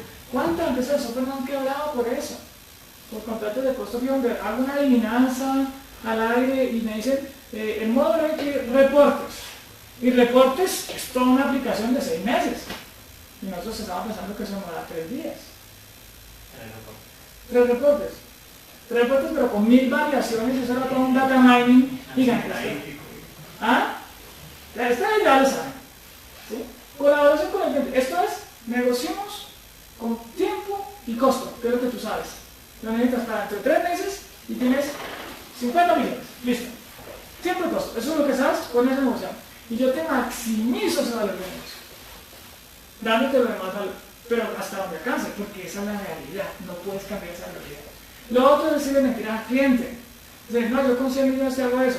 Y entonces le digo, bueno, yo sé que me cuesta 80, entonces tengo 20 de marketing, entonces tengo un colchón ahí. Y los colchones nunca alcanzan. ¿Sí? Y después del cambio, adaptarte a lo que el usuario realmente quiere sobre seguir un plan. ¿Sí? Por eso es que Manifiesto plantea esto y está realmente muy bien pensado. Pero lo que está de fondo detrás de esto es una cultura organizacional, colaborativa, de crecimiento y orientada hacia la innovación, orientada hacia aprender de la falla rápidamente. ¿Sí? A que la falla no sea algo malo, que la falla sea algo bueno. Solo que como es tan rápido, pues estoy minimizando riesgos. Ah, fallamos. Ah, pero mira, ¿qué tal si nos hubiéramos dado cuenta de eso 6 meses después? Me ha costado un montón de plata. Eso es lo que pasa en los proyectos tradicionales. Acá, bueno, descubramos eso rapidito. Y mira que con esos pequeños ahorros voy incluso validando el producto, sacando a producción, incluso muchas veces vendiendo la cliente para que lo tengan. Entonces es otro modelo de negocio, otro paradigma de lo que hay detrás. ¿Sí? Bueno, con esto quisiera dar por terminada la charla y si tienen alguna pregunta, pues este es el momento. Más que pregunta, de pronto lo entiendo porque digamos que en Ágil se busca bastante en la parte de colaboración y la interacción entre el grupo y lo que con el usuario. donde trabajamos muchos de los desarrolladores quieren trabajar desde su casa.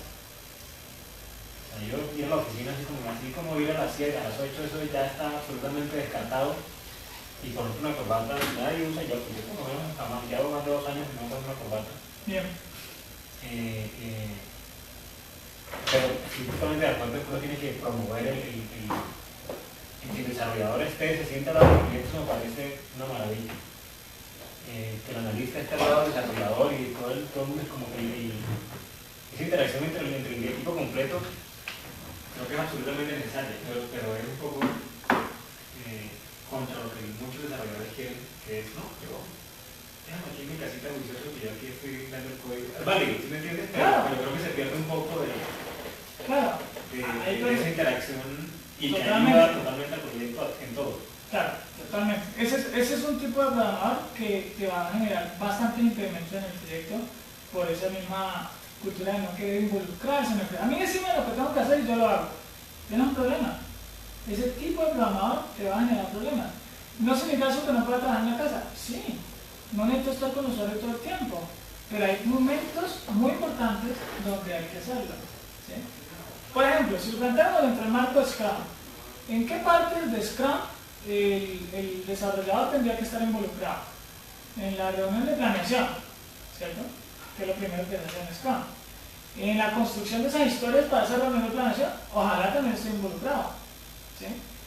Durante el sprint de 2 semanas, pues podría estar involucrado en algunos días que pueda ir a la oficina, pero no necesariamente.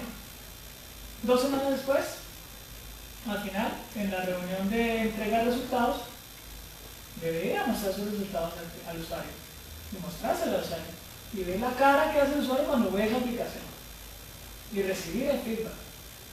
Es un momento supremamente importante. Y luego reunirse con el equipo, ¿sí? En una retrospectiva y preguntarse qué salió bien, qué salió mal y qué podemos mejorar. Y si vemos que el problema de estar remoto está impactando el equipo, pues entonces no puede estar tanto tiempo remoto. Miremos hasta dónde puede llegar eso. Si definitivamente no quiere, pues es que tienes un problema de fondo. Esa persona no es el tipo de personal que necesitas para tu equipo, para el tipo de equipo que quieres formar a largo plazo. ¿Sí? Entonces, es un problema que, por ejemplo, muchas de estas empresas innovadoras se cuidan mucho en eso, en contratar a las personas correctas y se cuidan muy en serio. Por ejemplo, esta gente de Sapos tiene una política: contratar a una persona, le hacen el proceso de selección que dura como 1 mes, lo capacitan, y el último día del entrenamiento le dicen: mire, usted hoy puede renunciar después de 1 mes de capacitación, y si renuncia le vamos a dar $2,000 porque se vaya de la empresa ya, y no nos debe nada, no tiene nada, porque se vaya ya. ¿Saben cuál es la tasa de rotación de Sapos? ¿Qué porcentaje de rotación tendrá? Muy alto. La tasa No, pero de es que depende, porque pues, de pronto puede llegar una persona muy necesitada y si tiene otro trabajo, depende del caso, porque si por ejemplo él va y todavía tiene listo otro trabajo y dice: no, yo me gano una carta y me gusta todo. Sí, claro. O sea, eso no es pasivo. Pero ¿sabes cuál es la cifra? Pero las rotaciones ya entre los empleados. La rotación de empleados que renuncian, del proceso de selección. Menos del 1%. Eso es, de 100 personas que hacen el proceso de selección, 99 entran. Y solo una se lleva a la planta. ¿Sí? Pero ellos lo hacen por una sencilla razón. Porque no quieren que esa persona entre a su empresa. Porque esa persona no comparte los mismos principios y valores que ellos quieren fomentar en esa empresa. Por eso prefieren que se vayan así les cueste, porque saben que si entran, el impacto de que va a salir más caro. puede ser muchísimo más caro ¿Quién? que el haberle dado los $2,000. Eso puede ser una prueba porque no se va a adaptar a la filosofía o a la cultura. Y pues, Usted no le sirve ni a la empresa ni al empleado. Claro. ¿Para qué? Exacto, y muchas veces pasa eso. A mí particularmente por experiencia propia me pasó con efectos desastrosos. Personas que no compartían esos valores de cultura de la organización y terminaron llevándose por delante a 2 o 3 personas también muy buenas de la empresa. Son problemas de actitud, ¿no es cierto? Sí, muchas veces, y aburren a la gente, o incluso a veces se la llevan, entonces porque tienen otro tipo de intenciones. Entonces, ese momento de contratación en empresas de alta colaboración es muy delicado. ¿Sí? Y se cuidan mucho estas empresas de eso, de que las personas sean las personas correctas. ¿Sí? Hay una máxima que yo había oído, me pareció muy simpática, que dice: contrata lento, despide rápido. ¿Sí? Escoge muy bien las personas que van a tener, y si definitivamente todo funciona, no le den muchas largas. No es la persona que necesitas. A veces mantener a la persona puede ser contraproducente. ¿Sí? Pero bueno, es un tema bastante debatible dependiendo del caso. Bueno, espero que les haya gustado la charla. Una pregunta aquí fuera del tema. Sí. Usted edita también Scrum. Sí, ¿Cuánto vale? O sea, es que estoy en el plan de averiguar sobre unos cursos. O digamos, si usted pudiera editarle Scrum a una empresa, o sea, ¿cuánto vale el curso total, digamos, para unas 4 personas? Ya van a buscar ahí.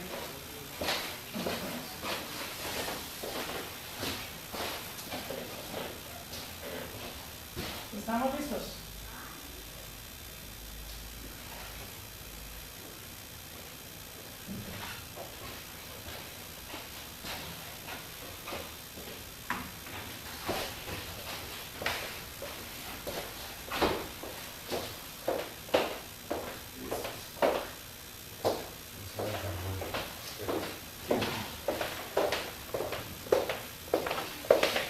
¿Cómo le tengo acá?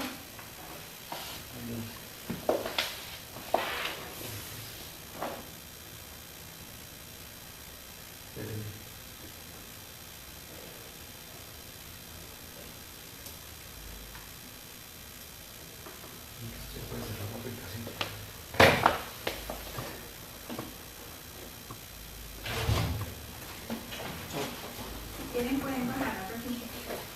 Claro, me imagino así. O ingeniero, ¿qué no se acá? Más bien yo te llamo después y Claro que sí. podamos ese tema después.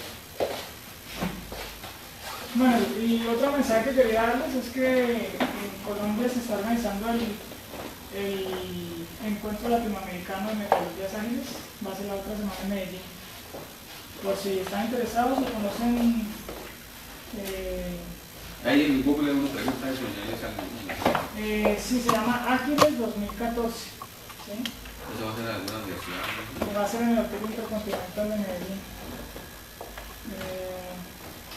Tenemos una comunidad que se llama Ágiles Colombia, que es una comunidad de entusiastas que nos encanta compartir conocimiento alrededor de metodologías ágiles.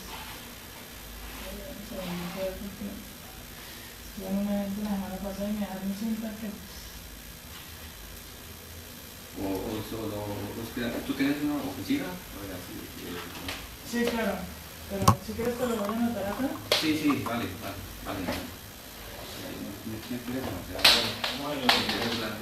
¿Te quieres una tarjeta? Te pongo en mi correo. Y es un chocolate.